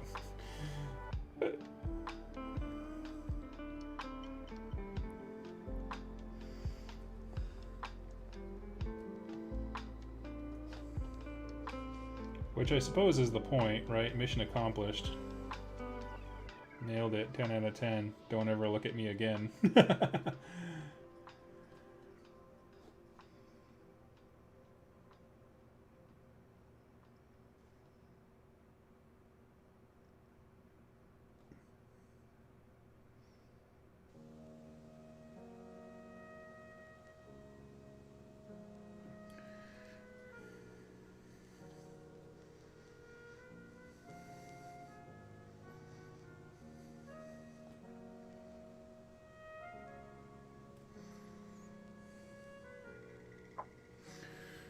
Okay, almost. We got three of these dude man bros left. I was gonna start Nurgle and then the pandemic hit and it seemed a bit tasteless.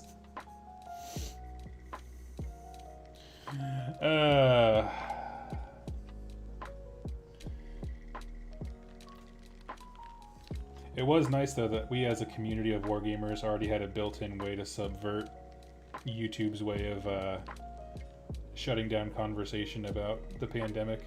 You know, because when it first started, there was a lot of misinformation. Oh, there's always misinformation, but they were trying to shut down YouTube channels. But because we kept calling it Nurgle's Blessing and all these things, like their bots never picked up our channels. Like, yes! One more point for the nerds.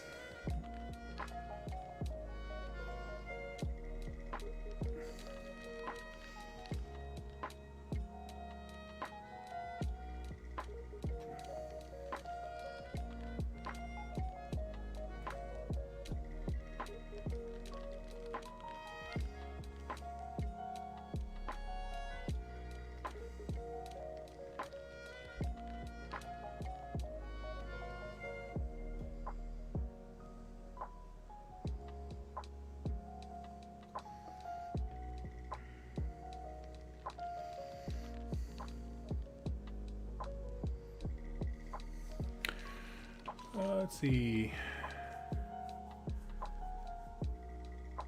I just like the crab claws of Slaanesh. The claps! Exactly, yes. And I do like the crab claws. I just feel like so much of the models don't lean into the crab aesthetic. I don't know.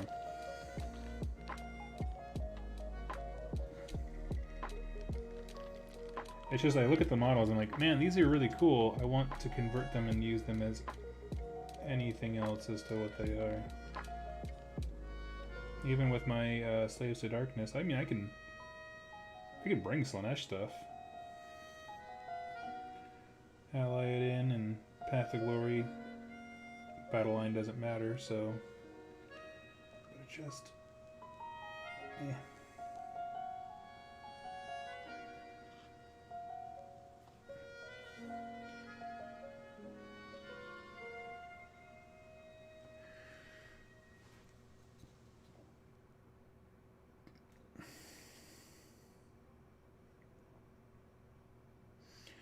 I will say though, I would have been devastated if I still had my Nurgle army when 3rd Ed dropped. It's just because I love playing with the giant fat flies, and really one of the few ways that they made sense as a unit was with that battalion that let them have the extra move so they could turn 1 charge.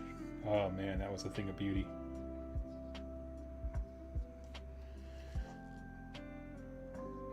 Back in the day when battalions meant something.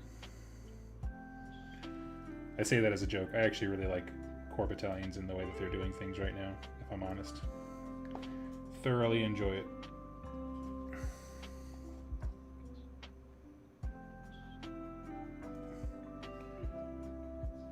Actually, that's a good question to open up. What do you guys think of the core battalions? And not just conceptually, like people were talking about when the first hints of it were coming, but I mean, like, we've had a few now, core battalion, you know, extra things that are faction specific come out between stuff, yeah, obviously in the Cruel Boys and Stormcast book, and then White Dwarf updates. I haven't even really looked hard at the Slaves to Darkness one, because by the time that one dropped, I was already like, meh. I was already putting mine on the shelf. I love that glue toast model. Yeah, I'll give you. That's a good one.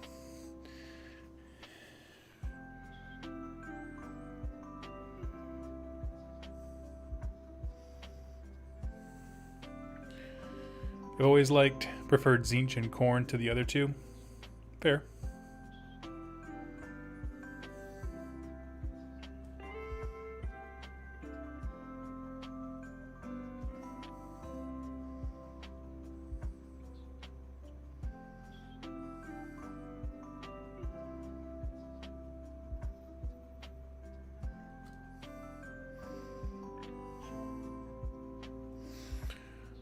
Let's see.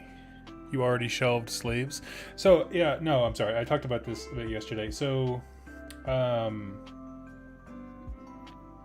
don't really care for using cultists. I like chaos warriors, and locally, we just are now starting up a group locally with getting people involved in the game. So it's a lot of slower point games.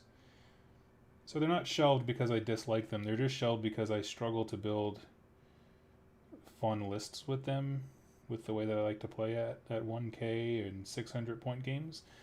So they're not. There's not like in timeout or anything, but I'm just going to hold off on playing them until I can play it at full 2,000 or even 1,500 point games, that kind of stuff. It's just I just didn't have any room for experimenting with like different kinds of heroes and synergies. Like I have room to take the units I want, but if I take the units I want, I don't have room for the buff pieces to make them better at anything. And you know what's sadder than a Slaves to Darkness unit without any ways of buffing those keywords? Nothing. Just straight. Just nothing. So, that's all. I think the book is just fine as a whole. And I still have fun with it. Like, I love the blanchy type of color scheme that I went with. I'm excited to jump back into that. I also just needed a break from that color scheme, to be honest. These guys have pop. They have pizzazz.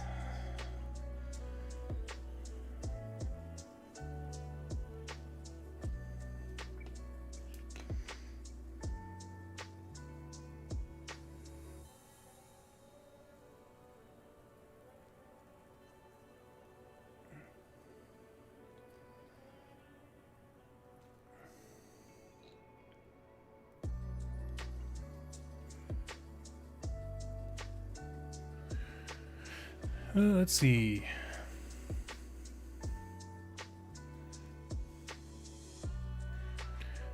How many models are done or ready? None of them, technically, of the ones that I started painting.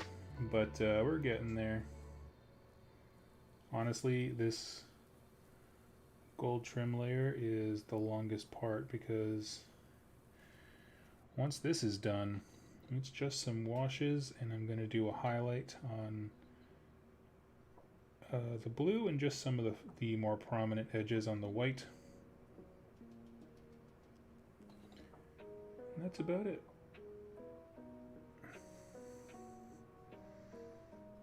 I guess there's the silver too on the sword tips, but you know what I mean. We're getting pretty close.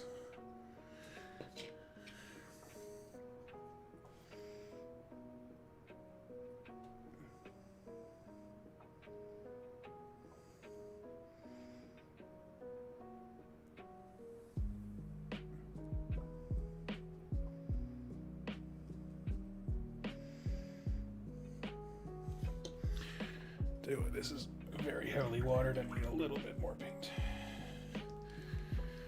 Let's see. Spezia. Oh, buddy, thank you so much. Thank you. You're too kind to me.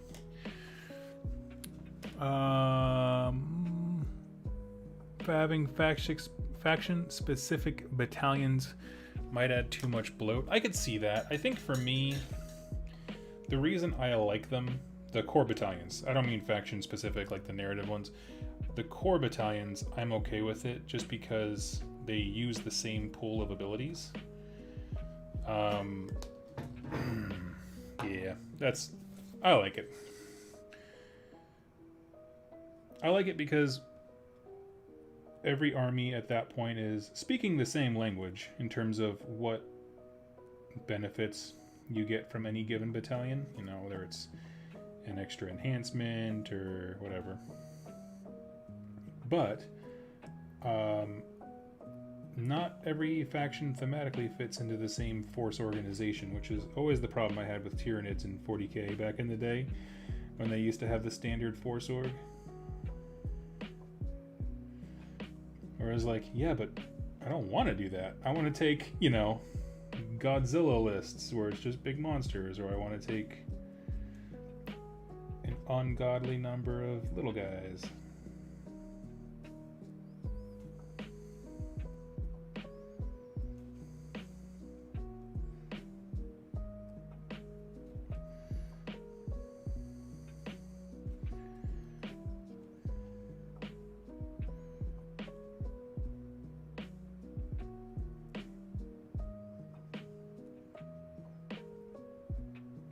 I think the only people I feel bad for in that entire equation are TOs who have to go through and sort those things out. Just more stuff to chase down.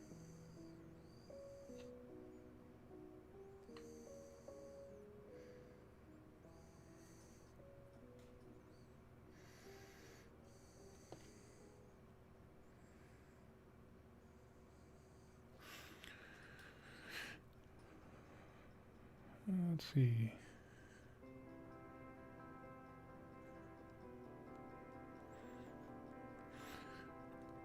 I like the interfaction synergies from the old War Scroll battalions. I think GW didn't want to bother rebalancing them and chose to make core battalions based on 5 universal rules. You know what? I mean, I agree. I definitely think it's a cleaner system for them as rules designers, that's for sure.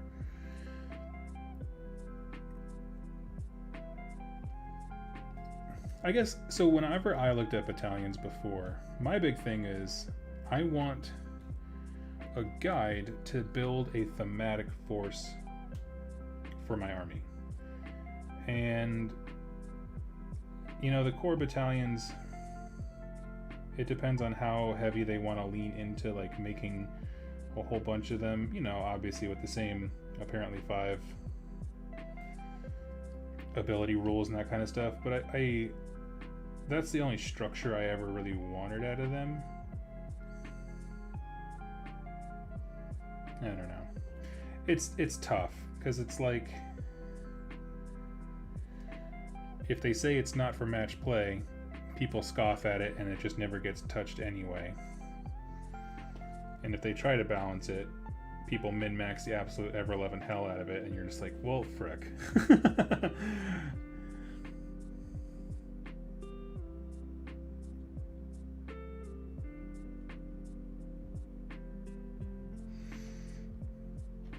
So I don't know if that's just like the game designer's dilemma or what.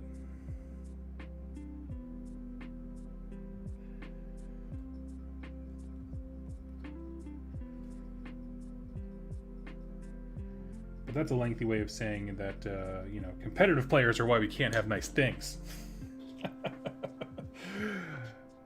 Let's see, I'm making sure I got everyone's weapon and the little knee pad. There's like a little lightning bolt on their knee.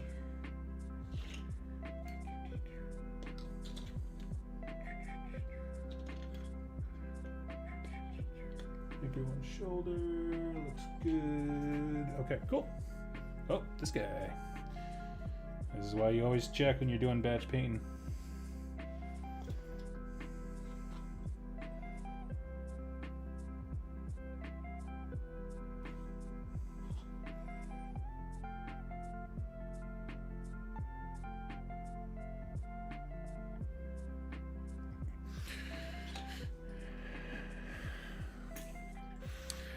Spezia, buddy, as they someone who threw a coin to their Witcher, you get to choose a conversation topic if you'd like.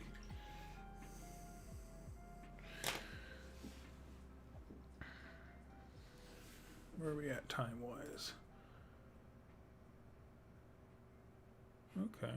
I try to stream for about 2 hours whenever I do, because it's a good block to get some good hobby progress in. So what can we do now? I guess we can probably just knock out the swords. Get me my sword. The other day we were watching the okay. Fun story time with Doug. So there is a place in Austin, Texas, where they do an event called the Master Pancake Theater. Basically, they take movies and they do a live in-person version of Mystery Science Theater 3000. And they basically just cut up movies and add inside jokes and all these kinds of things.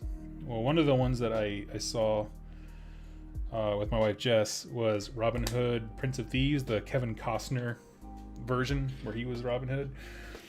And I just loved, they would do his inner monologue where he'd be like, I think I'm going to speak with a British accent today. And then Kevin Costner would start speaking, give me my sword. And like, never mind.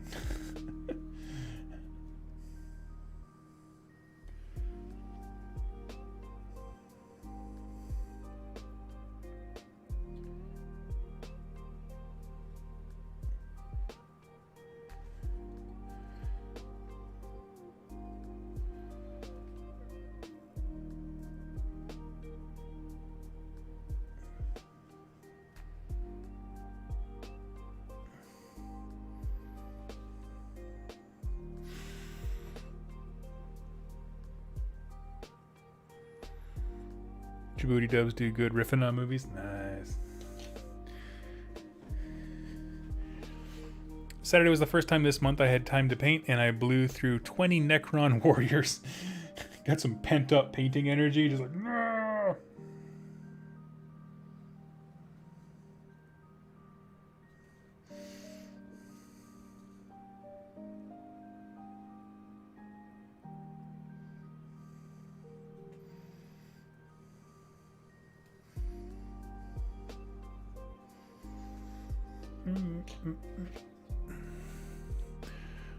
Let's see.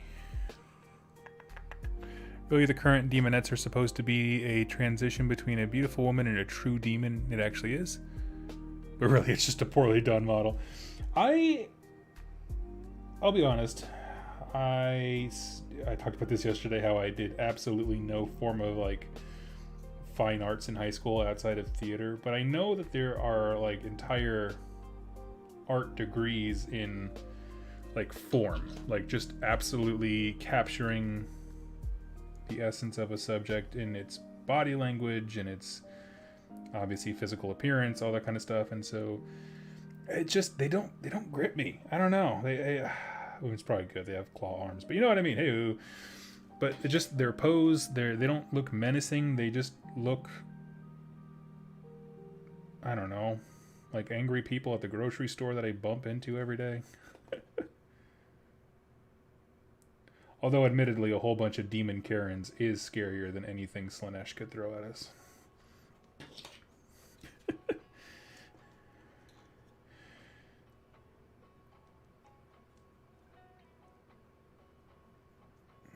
Talk about lay low the tyrants when it comes to the Stormcast, man.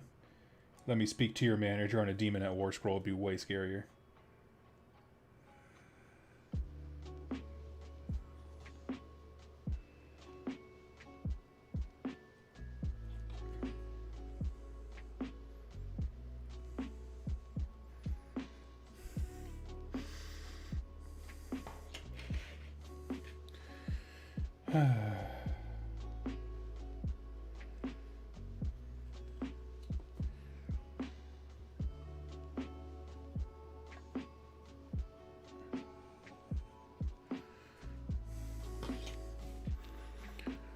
So I was playing Skyrim last night, mainly because I've been thinking about inspiration for how I want my coverage of Elder Scrolls Call to Arms to go.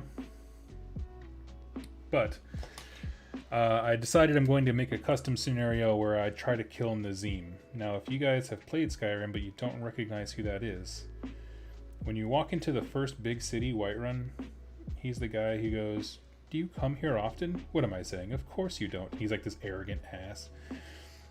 So I'm going to do a whole mission where we're trying to kill that guy. But do it stealthily.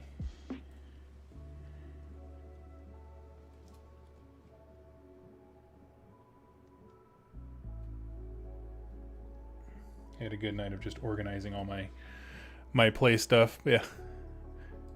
I haven't played Skyrim in a year. All I've done is mod it. I hadn't played it, so it's been almost 2 years for me. I lost myself in Fallout 76 for a bit. What else? Yeah, Fallout 4, I started replaying that, but it's, for some reason with Skyrim, I find it much easier to stay below the power threshold. Like, there's a point in all these games, right, when you reach like god tier level, whether you can just one-shot enemies, bandits just immediately crap themselves and die when they see you, like all that kind of stuff. You reach that next level where the game ceases to be any form of a challenge. And I find, for whatever reason, that takes me less time to, or more time to achieve in Skyrim than it did in Fallout. Pretty sure power armor has something to do with it, but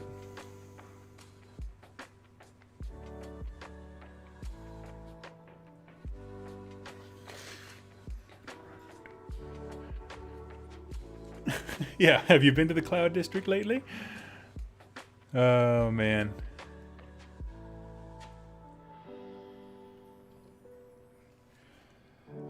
What a tool.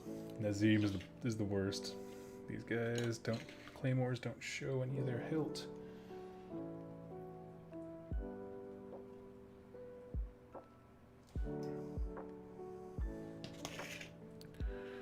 Been playing Oblivion for the first time. I just finished the Mages Guild quest. What do you think of it?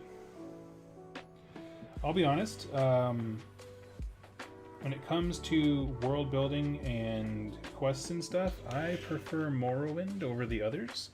I think Oblivion did some cool stuff, for sure.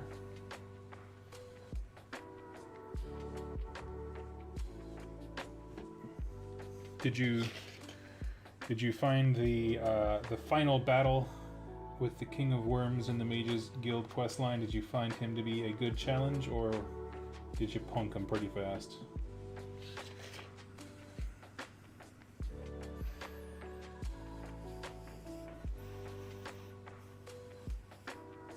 I made Nazim a follower, and the giants run away from him, asking him. Oh, that's awesome.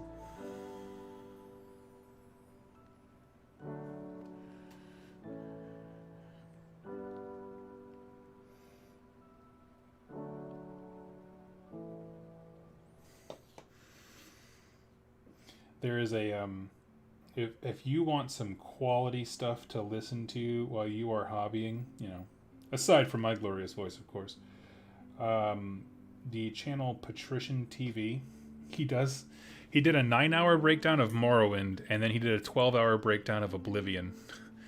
And it's just talking about game design, storytelling, he just reviews them all and compares them, because they're so vastly different games in terms of everything from the way, like, Morrowind has no fast travel, but its missions are designed around that, as opposed to in future games people will be like, well, just don't use fast travel. It's like, yeah, but it was part of the game design, so places that you have to go for simple missions are just like fully across the map from one another. So it's not as simple as just don't use it. Like, the game wasn't designed that way. I don't know, all kinds of stuff. I punked Mannimarco pretty quickly, which wouldn't have been an issue since I did the same for Monkar Cameron. Yeah.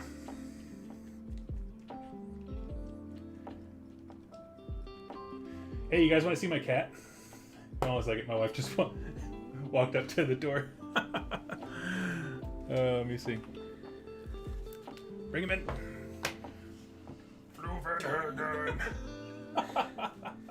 What a fat turd. Oh, he's so great. Anyway, that's him. This is Finn. He is a giant ball of floof.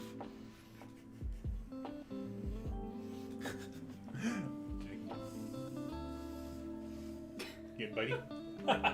I'll kill all of you. I'll be done in a bit. Okay. Anyway.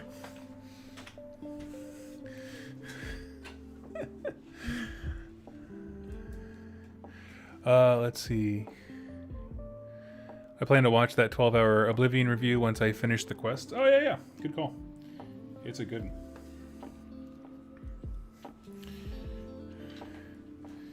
He is pure floof and rage. Just those two things.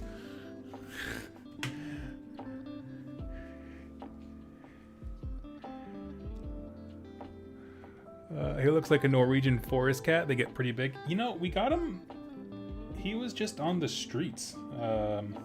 He's a little rescue cat. And we're like, dude, you were clearly like either dropped off from a family or escaped from one. It's like you are just a living pile of fluff who would have never made it in this world.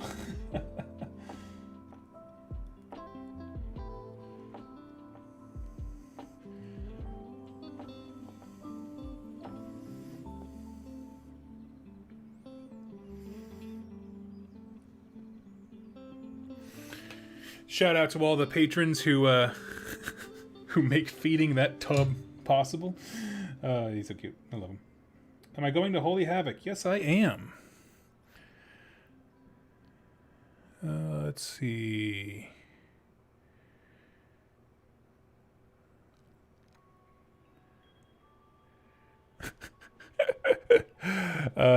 Saturnalia, hello everyone. What do we think of the new Slimcast Eternal models? Personally, I think they look great. New armor. Yeah, we were talking about that earlier, comparing them to Liberators, which is what I'm painting right now, which is the, of course, OG Stormcast. I definitely like the new designs. I have nothing negative to say about them.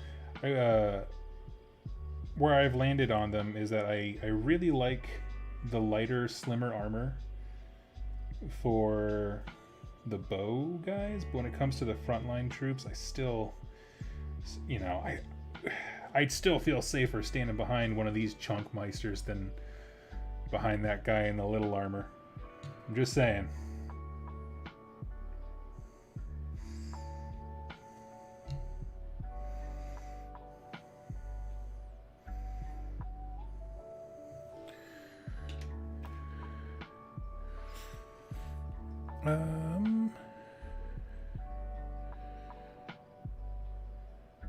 But yes, Travis, I'm going to Holy Havoc. Jack's going to be my partner in crime and victory. And I think the plan is to crush every online personality that's there, Vince and Tom mainly. Assert dominance over the Warhammer community and profit. I think that's the plan, as Jack said to me. We're gonna go in there. We're just gonna crush, real easy. Put some nerds in some lockers, and then walk away.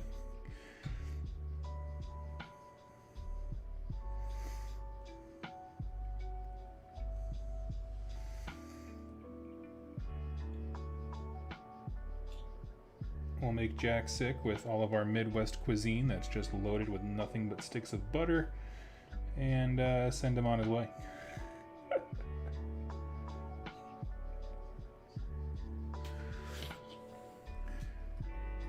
I'll see you there. Holy Havoc should be a fun time. I'm bringing my vampires. Sweet, buddy. Do me a favor. Please come say hi to me and just say, like, hey, remember me from your live show or whatever?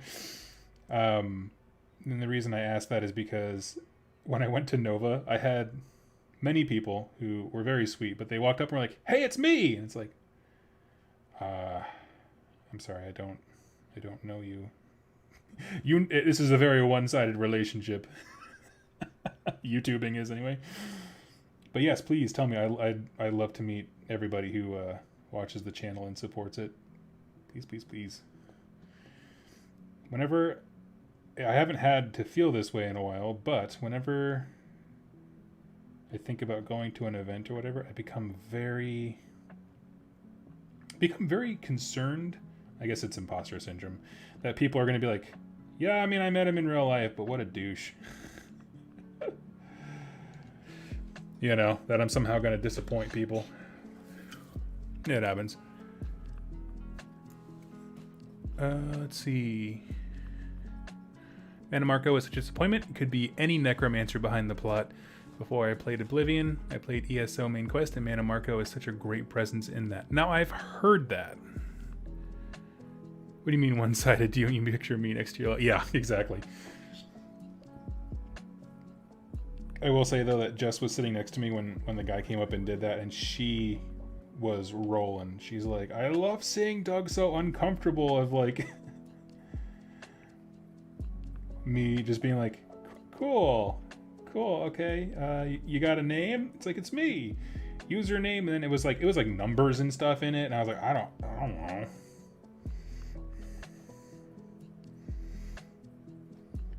I can't. I mean, thank goodness he didn't have like an embarrassing avatar name. He's like, oh yeah, it's me, MILF Lover 69420. Like, oh yeah, that guy. Well, howdy, MILF Lover. This is my wife.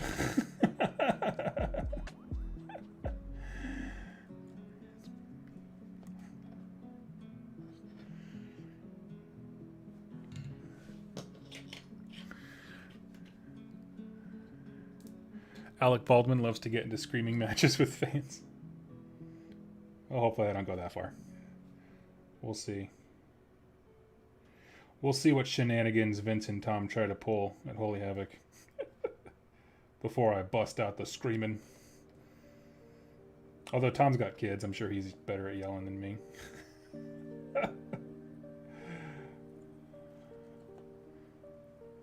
Having to corral a whole bunch of youngsters will do that to you.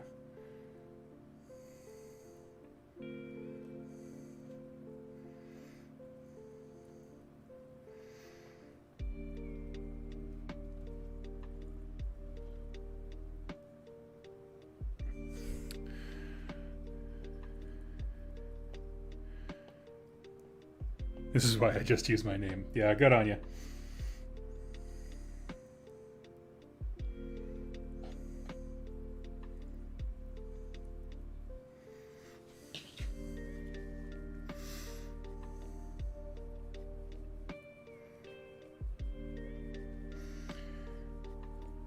One of my favorite interactions at Nova was two guys walked up. One guy shakes my hand, says, "Hey, thank you for your videos. I'm a huge fan. I think his name was Ian." And then his friend next to him was just standing there, but he was just very like stone-faced, and went, "Hey, I'm Doug.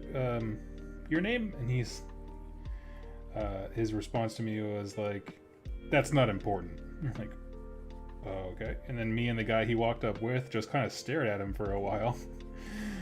And then he walked away. And I was like, was he with you? And he's like, no, he was just kind of following me. I was like, okay, well, I don't know what uncomfortable situation I just accidentally rescued you from, dude. Watch out for that guy.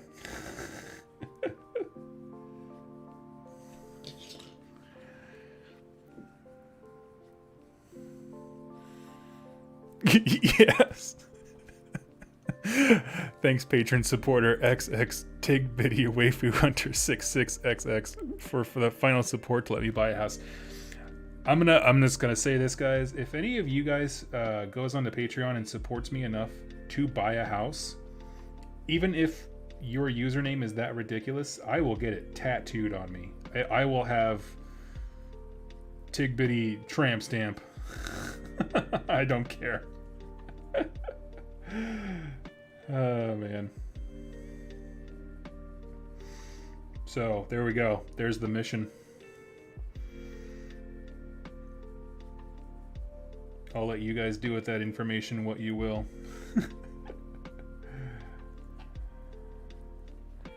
Because, you might think to yourself, how's that tattoo gonna feel when you're old? I'm like, man, I was a healthcare worker. I know the kinds of stories that old people love to tell.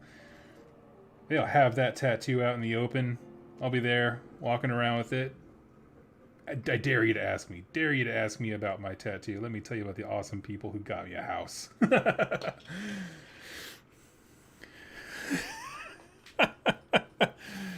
Doug, why do you have that tattoo on your back?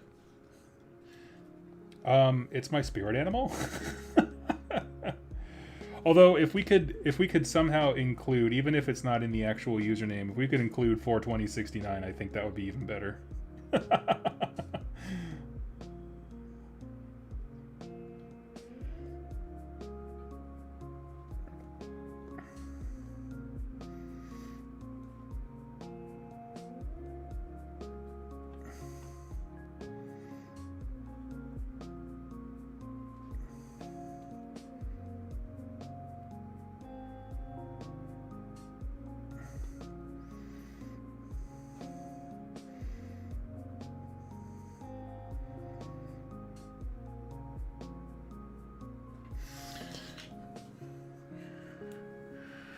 Let's see.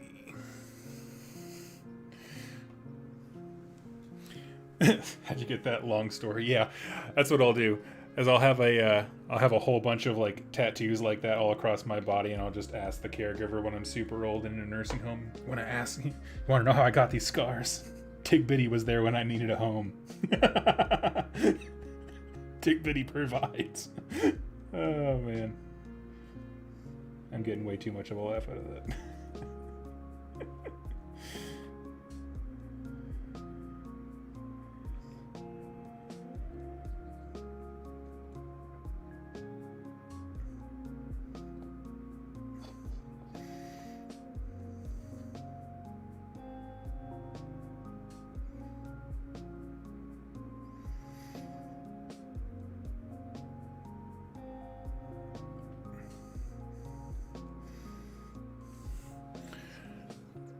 Let's see. Hey, Morty57, what's up, buddy? For sure, already talked about the new Warcry mini, but did you already talk about the new terrain that was teased in the video? You know, I looked at that stuff right before I flipped the camera on, so I didn't get a chance to look at it in detail, but I see some cool looking structures, which honestly I'm always down for. Like, man, as much as I really do like the new terrain that we got in the totally not Dominion set. Dominion Round 2 Electric Boogaloo that they put out immediately afterwards. As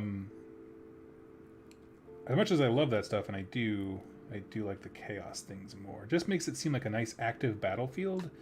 I like it more than Ruins, which is honestly why I like the new Sigmar stuff, because it's like they're actively building and or rebuilding, which I think is a better, at least a more interesting point in time kind of a thing.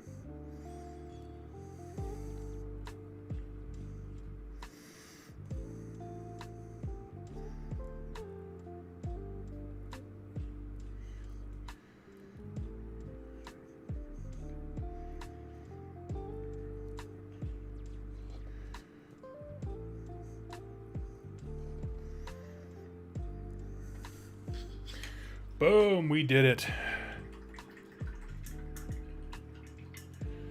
Captain Underpants 96269 bought me a car. What is it? A new car, house, and paid off the credit card debt on my YouTube channel. You remember YouTube? Exactly. That's what it's going to be like when I'm old.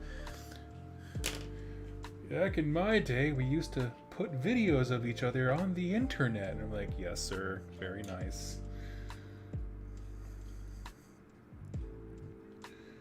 Sweet.